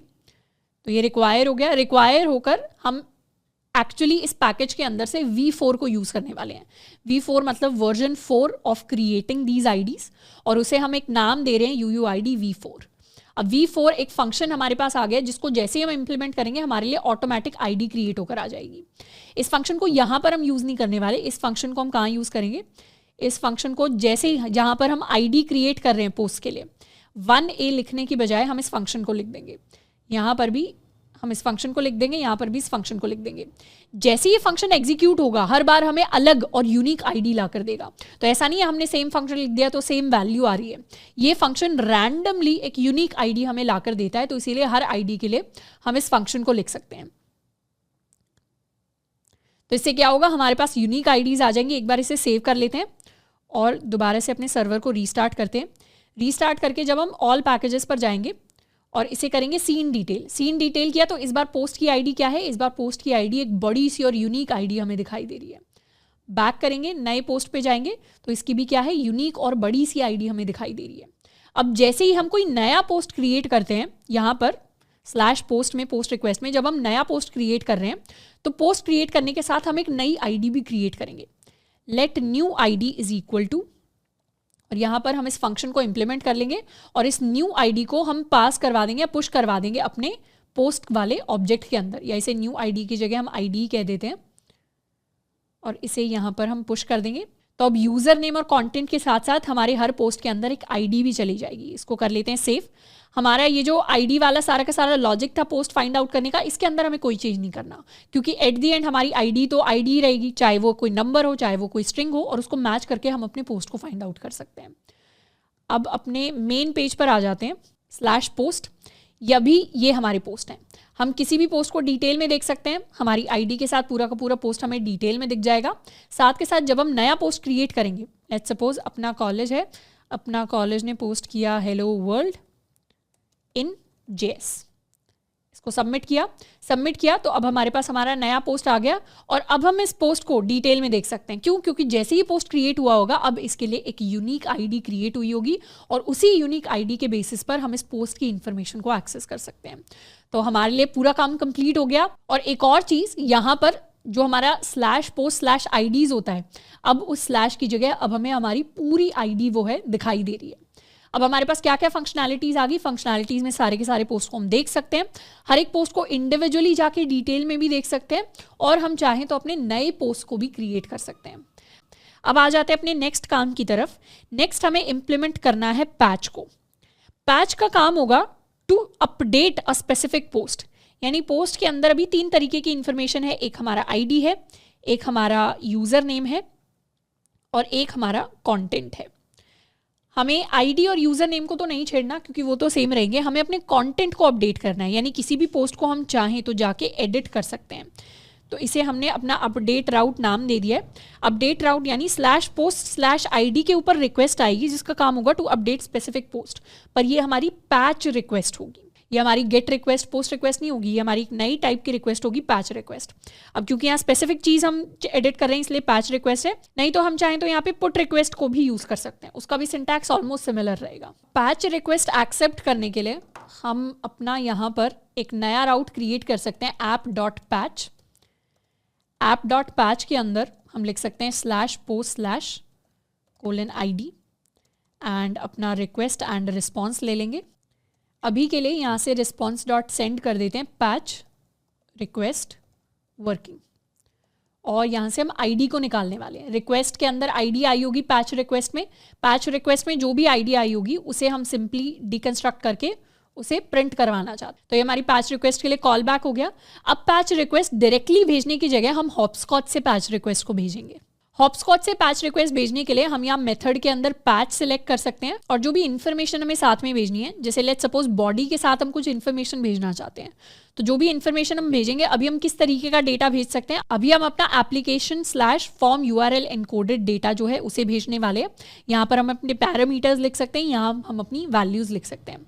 हम चाहते हैं हमारा जो भी पोस्ट हो वो अपडेट हो जाए, तो उस पोस्ट के पास रिक्वेस्ट भेजने के लिए हम यहाँ अपना URL लिख सकते हैं HTTP localhost 8080 / हमें किसे रिक्वेस्ट भेजनी है, हमें स्लैश पोस्ट स्लैश ID को रिक्वेस्ट भेजनी है। अब ID कैसे मिले, हम इसे रिफ्रेश करके चाहें तो किसी भी पोस्ट की ID लेकर आ सकते हैं। तो इसे न्यू पेज पर खोल लेंगे तो इस पूरे के पूरे लिंक को इनफैक्ट यहाँ पे कॉपी कर सकते हैं। ये पूरा लिंक हमने कॉपी कर लिया तो स्लैश पोस्ट स्लैश ID हमें मिल गया, तो डायरेक्टली सेम ID के साथ हम रिक्वेस्ट भेज रहे हैं। अब हम इस पोस्ट को एडिट करने की कोशिश कर रहे होंगे। आई लव कोडिंग की जगह यहाँ पर हम कुछ भी चेंज कर सकते हैं, आई लव अपना कॉलेज लिख सकते हैं। तो हम क्या करेंगे, एक तो हम पैरामीटर लेंगे, पैरामीटर के अंदर हम किसे चेंज करना चाह रहे हैं, हम अपने कंटेंट को चेंज करना चाह रहे हैं। और वैल्यू क्या होने वाली है, हमारे लिए वैल्यू होने वाली है आई, या इसे सिंपली लिख सकते हैं आई लव अपना कॉलेज, और यहाँ से हम अपनी पैच रिक्वेस्ट भेज सकते हैं। जैसे ही पैच रिक्वेस्ट भेजी हमारे लिए आ गया पैच रिक्वेस्ट वर्किंग, यानी रिक्वेस्ट हमारा ठीक से काम कर रहा है और यहाँ पर हमारे लिए हमारी ID भी प्रिंट होकर आ गई।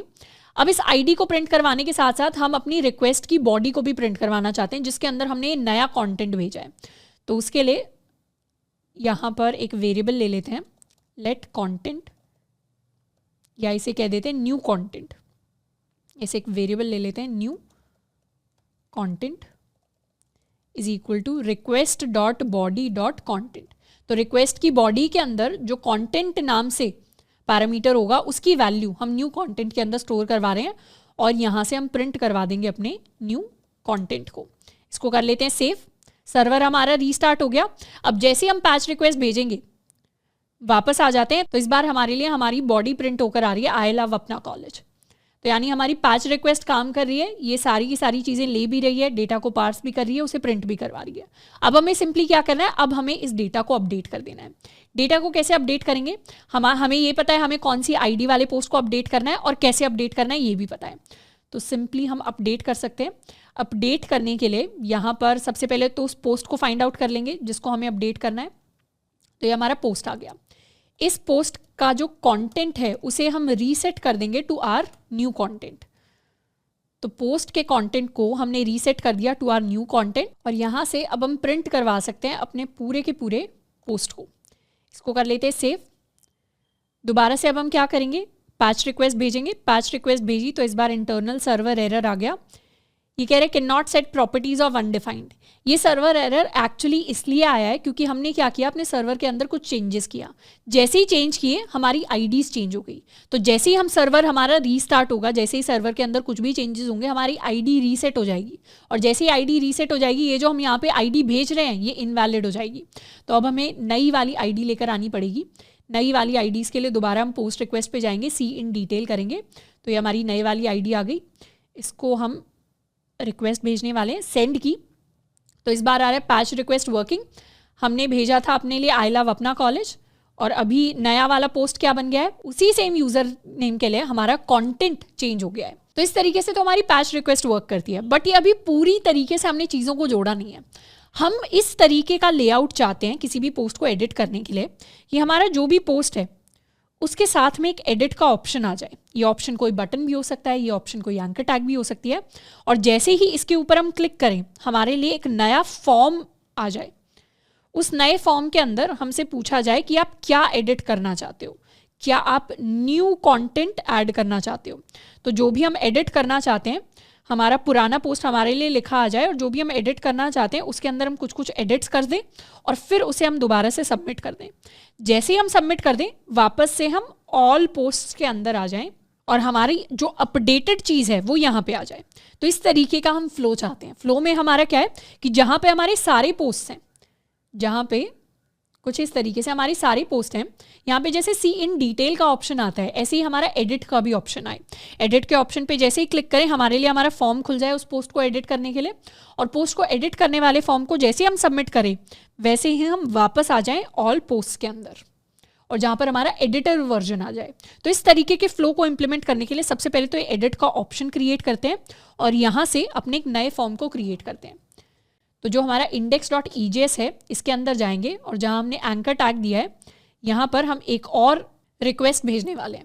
अब ये रिक्वेस्ट हम कहाँ पर भेजेंगे, इस रिक्वेस्ट को भेजने के लिए क्योंकि हमें एक नया फॉर्म क्रिएट करना है फॉर अपडेट, तो हम एक नया एडिट राउट बनाएंगे जो हमें हमारा एडिट फॉर्म सर्व करेगा। अभी तक हमने एक राउट बनाया था जो हमें हमारा नया पोस्ट क्रिएट करने का फॉर्म सर्व करता है। ये क्या है, post/new, एक नया राउट है। ऐसे ही हम post/id/edit नाम से एक बनाएंगे जिसके अंदर स्पेसिफिक आईडी वाले पोस्ट को एडिट करने वाला हमारा एक फॉर्म क्रिएट होगा। तो सिर्फ ऐसा नहीं है पैच रिक्वेस्ट हॉपस्कॉच से हम भेज रहे होंगे हर बार और ऐसे फॉर्म को एडिट करेंगे। हमें एक्चुअल फंक्शनैलिटी चाहिए अपने पेजेस के ऊपर, तो उसके लिए हमें इस राउट को क्रिएट करना पड़ेगा जिसके ऊपर गेट रिक्वेस्ट आएगी तो ये हमें एक फॉर्म देगा उस पोस्ट को एडिट करने के लिए। अब उस पोस्ट को एडिट करने के लिए रिक्वेस्ट भेजनी है, तो यहाँ पर हम रिक्वेस्ट भेजेंगे post/id/edit को। जैसे ही इसके पास रिक्वेस्ट जाएगी, इसे हम कह देते हैं एडिट। तो एक तो अब हमारे पास हर जगह एक एडिट का ऑप्शन आ गया और एडिट का ऑप्शन कहाँ पे रिक्वेस्ट भेजेगा, index.js के अंदर। उसके लिए भी हम एक नया राउट क्रिएट कर लेते हैं app.get।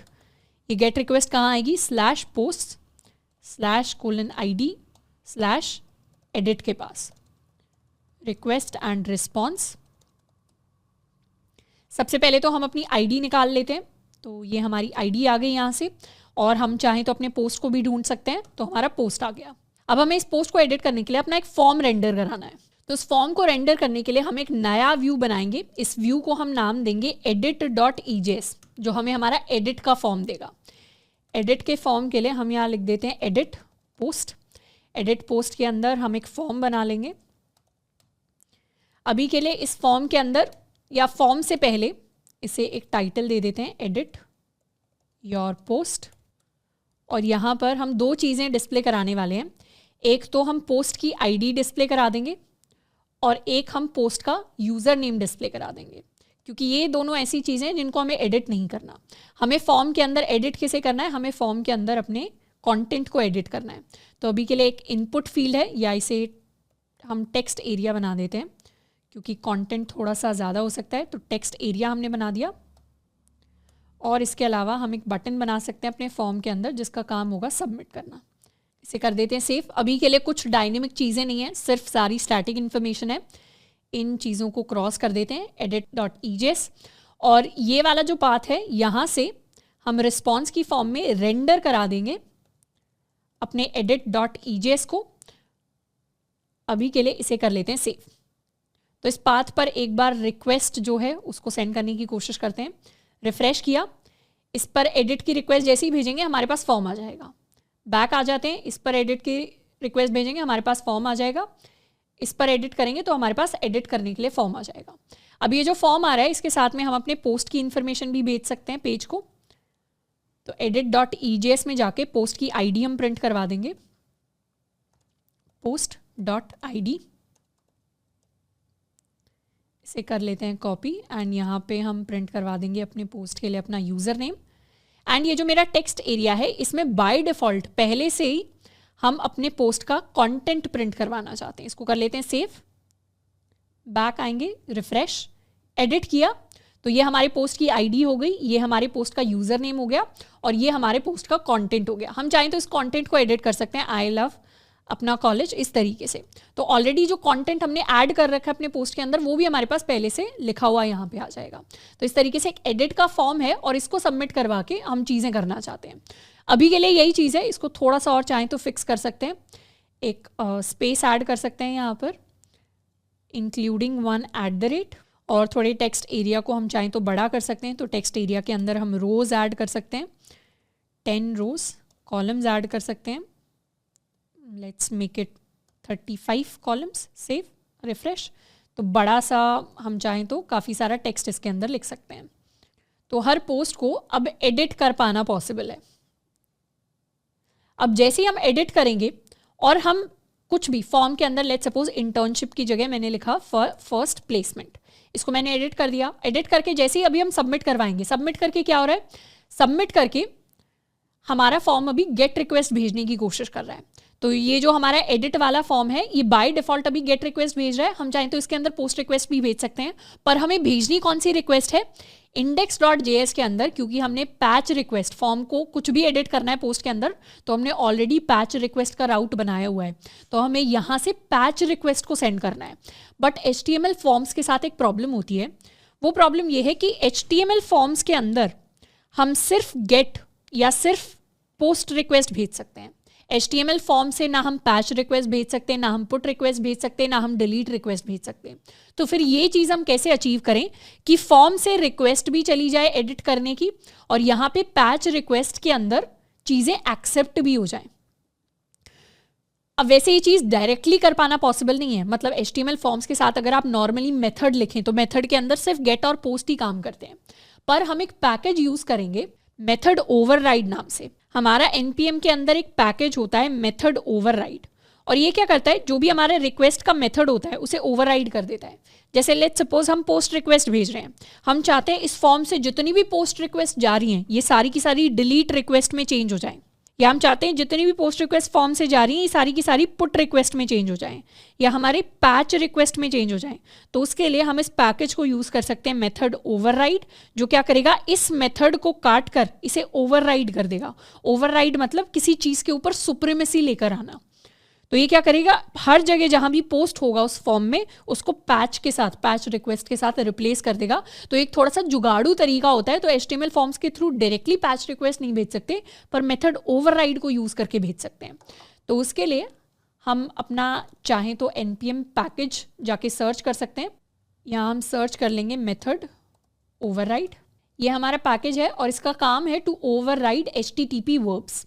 Let's you use HTTP verbs such as put और delete in places where the client doesn't support it.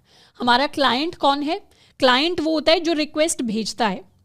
हमने ऑलरेडी पढ़ा है कि हमारे क्लाइंट सर्वर के अंदर, ये हमारा क्लाइंट है, ये हमारा सर्वर है।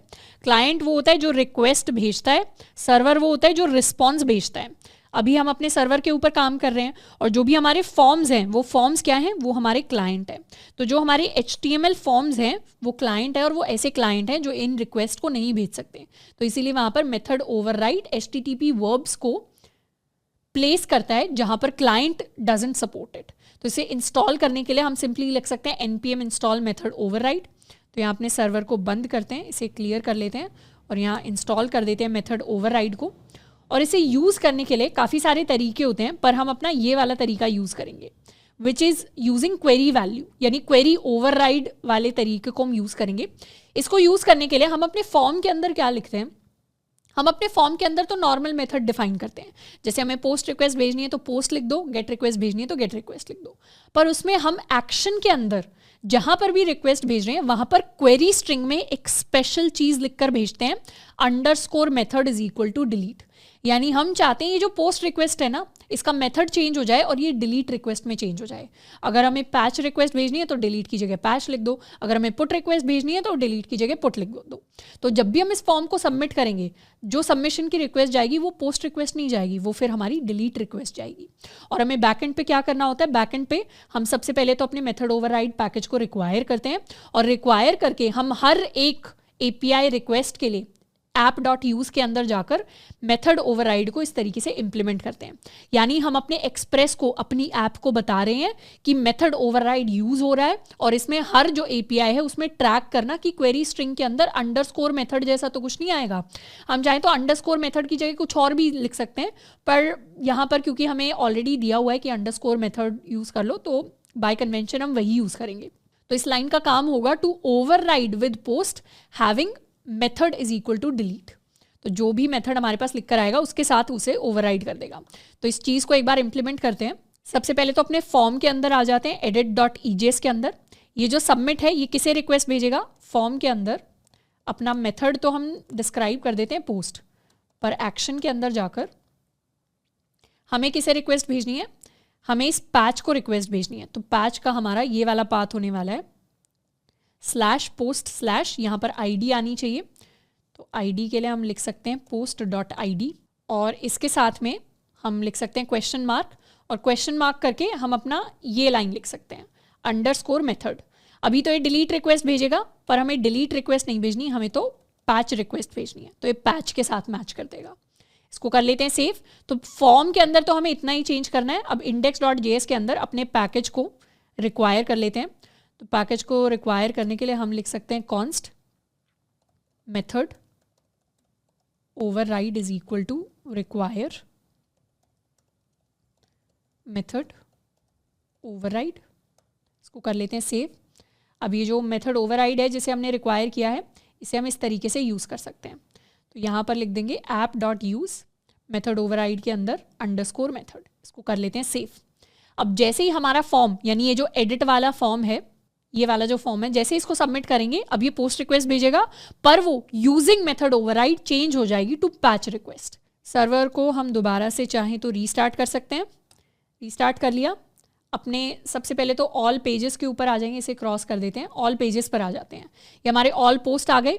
इस पोस्ट को मुझे एडिट करना है, इस वाले को। इंटर्नशिप की जगह मैं लिखना चाहती हूँ प्लेसमेंट। इसको किया एडिट, सबमिट कर दिया। सबमिट किया तो अब क्या आ रहा है? अब आ रहा है पैच रिक्वेस्ट वर्किंग। यानी हमारी ये वाली रिक्वेस्ट गई थी फॉर्म से, मेथड इसमें पैच हो गया और पैच रिक्वेस्ट अब काम कर रही है। इंटरनली क्या हुआ? अभी कंटेंट अनडिफाइंड आ रहा है। कंटेंट अनडिफाइंड इसलिए आ रहा है क्योंकि एडिट वाले फॉर्म में हमारा ये जो टेक्स्ट एरिया था, इसको हमने कुछ नाम ही नहीं दिया। इस टेक्स्ट एरिया को हमें एक नेम देना पड़ेगा और इसका नेम क्या होगा? इसका नेम होने वाला है कंटेंट, क्योंकि अभी बैकएंड को पता ही नहीं कि आपने कुछ कंटेंट भी भेजा है, तो इसको हमने नेम दे दिया कंटेंट। इसको कर लेते हैं सेव एंड वापस से आ जाते हैं यहाँ पर। रिफ्रेश किया तो अभी क्या हुआ? चेंज हो गई है सारी चीज़ें। दोबारा से दिखाते हैं एक बार। या इनफैक्ट हम चाहें तो अपने सर्वर को रीस्टार्ट कर सकते हैं। रीस्टार्ट किया, रिफ्रेश किया, अभी हमारा ये पोस्ट है, इसके अंदर एडिट करेंगे। एडिट में फर्स्ट इंटर्नशिप की जगह हम प्लेसमेंट लिखने वाले हैं। जैसे ही सबमिट किया, पैच रिक्वेस्ट वर्किंग, और यहाँ पर हमारा कंटेंट चेंज हो गया, I got selected for my first placement. अब दोबारा से जब हम ऑल पोस्ट को रिक्वेस्ट भेजेंगे, रिफ्रेश किया, तो इस बार क्या हुआ, हमारा चेंज यहाँ पर आ रहा है, पर हम चाहते हैं साथ में रीडायरेक्ट भी हो जाए। तो index.js के अंदर जहाँ पर हमारी पैच रिक्वेस्ट है, यहाँ पे लास्ट में रिस्पॉन्स डॉट रीडायरेक्ट हम करना चाहते हैं। किस पर रीडायरेक्ट करना चाहते हैं, यहीं पर, ये जो हमारा स्लैश पोस्ट है, इसी के ऊपर रीडायरेक्ट कर देंगे, सेव कर देंगे। अब दोबारा से कर लेते हैं रिफ्रेश, इसे एडिट कर देते हैं, इसको कर देते हैं फर्स्ट प्लेसमेंट, सबमिट कर दिया तो ये चेंज हो गया टू फर्स्ट प्लेसमेंट। और इसको हम एडिट करना चाहते हैं आई लव डेल्टा, सबमिट किया तो ये चेंज हो गया टू आई लव डेल्टा। हम चाहे तो एक नया पोस्ट क्रिएट कर सकते हैं। लेट्स सपोज हमने कोई, अपना कॉलेज ने कुछ पोस्ट किया, लिव लाफ एंड कोड, तो इस तरीके से कुछ हमने पोस्ट किया, इसको सबमिट कर देते हैं। सबमिट किया तो ये हमारे पास यूज़र नेम आ गया, ये हमारे पास पोस्ट आ गया। अब कल को अगर हम इसे एडिट करना चाहते हैं, इसे करना चाहते हैं लिव लव लाफ, इस तरीके से कुछ कोड, तो हमारा क्या हुआ, कोड चेंज हो गया, हमारा कंटेंट चेंज हो गया। तो इस तरीके से हमारी एडिटिंग कंप्लीटली काम करती है। और बैकएंड पे हमने क्या किया है, बैकएंड पे जैसे ही एडिट को प्रेस कर रहे हैं, हमारे लिए फॉर्म खुल रहा है। फॉर्म में जैसे ही कुछ चेंज कर रहे हैं, जैसे अगर हम इस लव को चाहें तो हटा सकते हैं, सबमिट कर रहे हैं, सबमिट कर रहे हैं, तो हमारे फॉर्म की हेल्प से मेथड ओवरराइड से पैच रिक्वेस्ट जा रही है, पैच रिक्वेस्ट चेंजेस कर रही है, और पैच रिक्वेस्ट चेंजेस करके फिर हमें रीडायरेक्ट कर रही है to our original page. Redirect करके अब जो नया डेटा चेंज हुआ था वो हमारे लिए प्रिंट होकर आ रहा है। तो इस तरीके से बैकएंड के अंदर काफ़ी सारी चीज़ें, काफ़ी सारी एपीआईज इंटरनली काम करती हैं। और ये जो रीडायरेक्ट होता है ये ऑलमोस्ट इंस्टेंटली काम करता है। ऐसा नहीं है रीडायरेक्ट में हमें 2 सेकंड 4 सेकंड लग रहे हैं, रीडायरेक्ट ऑलमोस्ट इंस्टेंटली काम कर रहा है। प्लेसमेंट की जगह दोबारा इंटर्नशिप करना है तो दोबारा इंटर्नशिप कर लो, सबमिट कर दिया तो दोबारा इंटर्नशिप आ गया, और ये इंस्टेंटली हमारे लिए रीडायरेक्ट हो गया। तो अभी तक CRUD ऑपरेशंस में हमने क्रिएट का ऑपरेशन कर लिया, हमने रीड का ऑपरेशन कर लिया, हमने अपडेट का ऑपरेशन कर लिया। अब हमारा लास्ट ऑपरेशन बचता है using our REST API which is the delete operation. Delete operation करने के लिए हमें एक नया पाथ बनाना पड़ेगा, नया राउट बनाना पड़ेगा विच इज माई डिस्ट्रॉय राउट। अब डिलीट करने के लिए हमें अपना एक नए पाथ पर रिक्वेस्ट भेजनी पड़ेगी यूजिंग आर डिस्ट्रॉय राउट। इसके लिए हम डिलीट मेथड को यूज करेंगे। हम रिक्वेस्ट भेजेंगे /post/id पर, और ये डिलीट कर देगा हमारे लिए एक स्पेसिफिक पोस्ट, यानी जिस भी पोस्ट को हम डिलीट करना चाहते हैं उसकी ID पर हम रिक्वेस्ट भेजेंगे। अब सबसे पहले डिलीट करने के लिए हर पोस्ट के सामने हम एक डिलीट बटन दे देते हैं। डिलीट बटन कैसे देंगे, हमारा ये जो index.ejs वाला पेज है, इसमें जो भी हमारा डिव है, डिव के साथ हम एक डिलीट बटन देंगे। एक नेक्स्ट लाइन के बाद हर किसी के सामने एक बटन दे देते हैं डिलीट पोस्ट के लिए। इसको कर लेते हैं सेव एंड रिफ्रेश, तो हर पोस्ट के सामने एक डिलीट बटन आ गया। इनफैक्ट इसे चाहें तो हम नेक्स्ट लाइन पर भी दे सकते हैं, सेव रिफ्रेश, तो हर पोस्ट के सामने एक डिलीट बटन आ गया। अभी इस डिलीट बटन को क्लिक करने से कुछ नहीं हो रहा, इसके अंदर हमें फंक्शनैलिटी ऐड करनी पड़ेगी। अब हम चाहते हैं कि जैसे ये डिलीट बटन प्रेस हो, हमारे बैकएंड के अंदर एक रिक्वेस्ट जाए, किसे रिक्वेस्ट जाए, /post/id को, और वहां से डिलीट हो जाए चीज़ें। तो इस बटन से हम अपनी एक डिलीट रिक्वेस्ट भेज सकते हैं। अब बटन से तो डिलीट रिक्वेस्ट भेजने के लिए या तो बटन के ऊपर हमें इवेंट लिसनर लगाना पड़ेगा, app.js कनेक्ट करनी पड़ेगी, तो Axios से हम रिक्वेस्ट भेज सकते हैं या हम पैच से रिक्वेस्ट भेज सकते हैं, पर वो थोड़े से बड़े बल्कि तरीके हो जाएंगे। हम क्या करेंगे, हम अपना फॉर्म वाला तरीका यूज करेंगे। जैसे हम पैच रिक्वेस्ट भेजते थे वैसे ही अब हम अपनी डिलीट रिक्वेस्ट भेजेंगे। तो डिलीट रिक्वेस्ट भेजने के लिए हमें एक फॉर्म के अंदर रिक्वेस्ट भेजनी पड़ेगी।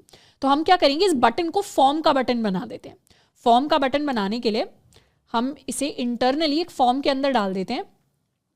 तो सिंपली क्या होगा, ये बटन हमारे फॉर्म के अंदर चला जाएगा कुछ इस तरीके से, और फॉर्म के अंदर हम अपना मेथड लिख देते हैं पोस्ट, पर एक्शन में लिख देते हैं /post/id। ID के लिए हम यहाँ लिख सकते हैं <% equal to post.id %, और एक क्वेरी स्ट्रिंग डिफाइन कर देंगे, _ मेथड इज इक्वल टू, इसे हम कह देते हैं डिलीट मेथड। तो मेथड ओवरराइड वाला पूरा सिंटैक्स हमने यहाँ पे लिख दिया है। अब जब डिलीट पोस्ट को हम कॉल लगाएंगे तो इंटरनली डिलीट रिक्वेस्ट जाएगी इस URL के पास। को कर लेते हैं सेव, और index.js के अंदर क्या करेंगे, अपना डिलीट राउट बना देंगे app.delete। जिसके अंदर /post/id के पास रिक्वेस्ट आएगी, इसमें हमारी रिक्वेस्ट होगी, रिस्पॉन्स होगा, यहाँ से हम अपनी आईडी को एक्सट्रैक्ट कर सकते हैं, आईडी से हम अपना पोस्ट निकाल सकते हैं कि हमें कौन से पोस्ट को डिलीट करना है, और यहाँ से हम रिस्पॉन्स सेंड कर देंगे डिलीट सक्सेस, इस तरीके का कुछ अभी के लिए रिस्पॉन्स भेज देते हैं। अभी हमने एरे से एक्चुअली डिलीट नहीं किया, पर रिस्पॉन्स में हम भेज सकते हैं डिलीट सक्सेस। टेस्ट कर लेते हैं थोड़ा सा चीज़ों को। ये हमारा फॉर्म का बटन हो गया, डिलीट पोस्ट पे जैसे ही क्लिक करेंगे आ गया डिलीट सक्सेस। वापस जाएंगे, रिफ्रेश करेंगे, इस पर क्लिक करेंगे, डिलीट सक्सेस। अब हमें एक्चुअली मेमोरी से उसे डिलीट करना है, तो अपनी आईडी वाले इस पोस्ट को डिलीट करने के लिए हम क्या कर सकते हैं, post.filter वाला ऑप्शन अप्लाई कर सकते हैं, post.filter वाला मेथड। post.filter क्या करेगा, हमारे लिए सारे के सारे वो पोस्ट फिल्टर करके लेकर आएगा जहां पर ID is not equal to p.id, यहाँ जहां पर पोस्ट की आईडी हमारी इस आईडी के इक्वल नहीं है, वो सारे के सारे पोस्ट अलग से फिल्टर हो जाएंगे और वो अलग से हमारे पास एरे के अंदर आ जाएंगे, और उन्हें हम अपने पोस्ट वाले एरे के अंदर ही आकर स्टोर करवा लेंगे। तो इसको कर लेते हैं सेव एंड रिफ्रेश। जैसे ही डिलीट पोस्ट करेंगे, cannot access post before initialization, तो ये हमारा इस लाइन के ऊपर एक एरर आया है, लाइन नंबर 73।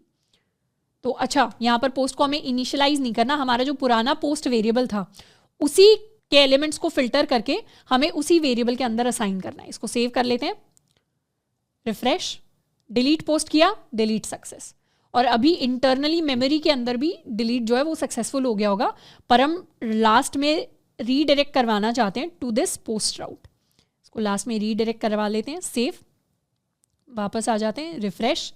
अब जैसे ही डिलीट पोस्ट करेंगे क्या हो गया, पोस्ट एक्चुअली डिलीट हो गया। कैसे डिलीट हो गया, जैसे ही हमने डिलीट बटन पे क्लिक किया, वो क्योंकि एक फॉर्म का बटन है, फॉर्म ने डिलीट रिक्वेस्ट भेजी हमारी डिलीट एपीआई को, तो पोस्ट वाली जो आईडी वाली हमारी एपीआई उसको रिक्वेस्ट गई, इस एपीआई ने क्या किया, एरे से एलिमेंट को फिल्टर कर दिया, फिल्टर आउट कर दिया, मतलब बाकी सारे पोस्ट को निकाल दिया और उस वाले पोस्ट को छोड़ दिया, उसे डिलीट कर दिया, और इसने एक नया एरे क्रिएट कर लिया। अब जब यहाँ से हम रीडायरेक्ट कर रहे हैं टू /post, तो ये जो हमारा नया फिल्टर्ड एरे है ये हमारे लिए प्रिंट होकर आ रहा है, जिसमें वो पुराना पोस्ट जिसे हमें डिलीट करना था वो नहीं है। अब यहाँ चाहें तो राहुल कुमार वाला पोस्ट भी हम डिलीट कर सकते हैं, चाहें तो ये वाला पोस्ट भी हम डिलीट कर सकते हैं, फिर एक नया पोस्ट हम ऐड कर सकते हैं, अपना कॉलेज, और इसके अंदर हम लिख देंगे हेलो वर्ल्ड। सबमिट किया पोस्ट, तो हमारे लिए नया पोस्ट आ गया। तो इस तरीके से हम एक पूरा प्लेटफॉर्म बिल्ड कर सकते हैं जिसके अंदर पोस्ट के थ्रू हम काम कर रहे हैं। हम इन पोस्ट को डिटेल में देख सकते हैं, हम इन पोस्ट को एडिट कर सकते हैं, हम इन पोस्ट को डिलीट कर सकते हैं, हम नए पोस्ट को क्रिएट कर सकते हैं। तो ये बेसिक फंक्शनैलिटीज़ है। अब आपके लिए होमवर्क प्रॉब्लम ये रहेगा कि यहाँ पर तो हमने कोरा के पोस्ट का एग्जाम्पल लिया है, आप चाहें तो आप इंस्टाग्राम के बेसिस पर ये पेज बना सकते हैं। इसमें बस एक फ़ोटो का ऑप्शन एक्स्ट्रा ऐड आ जाएगा कि हम एक फ़ोटो साथ में अपलोड कर सकते हैं, उसका कैप्शन अपलोड कर सकते हैं। हर जो पोस्ट है उसके अंदर एक फ़ोटो, एक कैप्शन होगा, और उसके साथ में हमारी ऊपर एक इंडिविजुअल आईडी आ जाएगी। हम चाहें तो कैप्शन को एडिट कर सकते हैं, और हम चाहें तो उस कैप्शन को डिलीट भी कर सकते हैं, पूरे पोस्ट को हम डिलीट कर सकते हैं। तो इस तरीके की फंक्शनैलिटी आप बिल्ड कर सकते हैं। या फिर हम ट्विटर का एग्जाम्पल ले सकते हैं, या फिर हम थ्रेड्स का एग्जाम्पल ले सकते हैं। तो इस तरीके की जो कॉमन एप्लीकेशन है, जो हमारी सोशल मीडिया बेस्ड एप्लीकेशन है, जिनके ऊपर हम पोस्ट को क्रिएट कर सकते हैं, वैसी सी एप्लीकेशन को हमें खुद से रेप्लिकेट करना है। और चाहे तो हम अपना ब्लॉग पेज भी बना सकते हैं जिसमें कोई यूजर नेम है जो पूरा अपना एक ब्लॉग लिख सकता है और फिर उस ब्लॉग के अंदर कुछ एडिट्स कर सकता है। तो इन रेस्टफुल एपीआईज को यूज करके काफ़ी सारी चीज़ें हैं जो हम क्रिएट कर सकते हैं। उनमें से एक प्लीज़ आपको कुछ ना कुछ करके देखना है। जब हम रेस्ट एपीआईज को इम्प्लीमेंट करेंगे, खुद लिख कर देखेंगे, तब हमें आइडिया होगा कि चीज़ें काम कैसे कर रही हैं। इसके साथ साथ एक और एडिशनल चीज़ कि अभी तक हमने जैसे भी रेस्टफुल एपीआईज को इम्प्लीमेंट किया है, ये एक तरीका है रेस्टफुल एपीआईज को इम्प्लीमेंट करने का। हम चाहें तो दूसरे तरीके से भी कर सकते हैं, बट क्योंकि ये थोड़ा सा कन्वेंशनल तरीका है, थोड़ा सा आसान तरीका है, एंड हमने ट्विटर एपीआई का एग्जाम्पल देखा, ट्विटर एपीआईज भी इसी तरीके से इम्प्लीमेंट होती हैं। एंड जनरली काफ़ी सारी एपीआईज, इंस्टाग्राम का आप एग्जाम्पल ले लो, दूसरी एपीआईज का एग्जाम्पल ले लो, बहुत सारी एपीआईज इसी से रेस्टफुल तरीके से इम्प्लीमेंट होती हैं। तो इस इम्प्लीमेंटेशन को एक बार खुद का कुछ बनाकर ज़रूर इम्प्लीमेंट करना है। हम क्या कर सकते हैं, किसी भी चीज़ का एग्जाम्पल ले सकते हैं, हम थ्रेड्स का एग्जाम्पल ले सकते हैं, हम इंस्टाग्राम का एग्जाम्पल ले सकते हैं, और हमें क्रड ऑपरेशंस परफॉर्म करने के लिए, अपने क्रिएट करने के लिए हम पोस्ट रिक्वेस्ट भेजेंगे, रीड करने के लिए हम गेट रिक्वेस्ट भेजेंगे, अपडेट करने के लिए हमारी मर्जी है, हम चाहे तो पुट रिक्वेस्ट भेज सकते हैं, हम चाहें तो पैच रिक्वेस्ट भेज सकते हैं। और फाइनली डिलीट या डिस्ट्रॉय करने के लिए, डिलीट कह देते हैं इसे, डिलीट करने के लिए हम अपनी डिलीट रिक्वेस्ट भेजेंगे। तो इस सारी की सारी रिक्वेस्ट को हैंडल करने के लिए हमें रेस्टफुल एपीआईज को क्रिएट करना है और उसे प्लीज़ बनाकर देखना है। रेस्टफुल एपीआईज हो सकता है शुरुआत में थोड़ा सा बड़ा कॉन्सेप्ट लगे, इंटिमिडेटिंग कॉन्सेप्ट लगे, बट एक्चुअली कॉन्सेप्ट काफ़ी आसान है, इसको इंप्लीमेंट करना काफ़ी आसान है। तो इसको प्लीज़ ज़रूर करके दें। तो इसको एक बार एज अ होमवर्क प्रॉब्लम खुद से ज़रूर ट्राई करके देखना है, इंप्लीमेंट करके देखना है, तभी हम चीज़ों को एक्चुअली जाकर सीख रहे होंगे।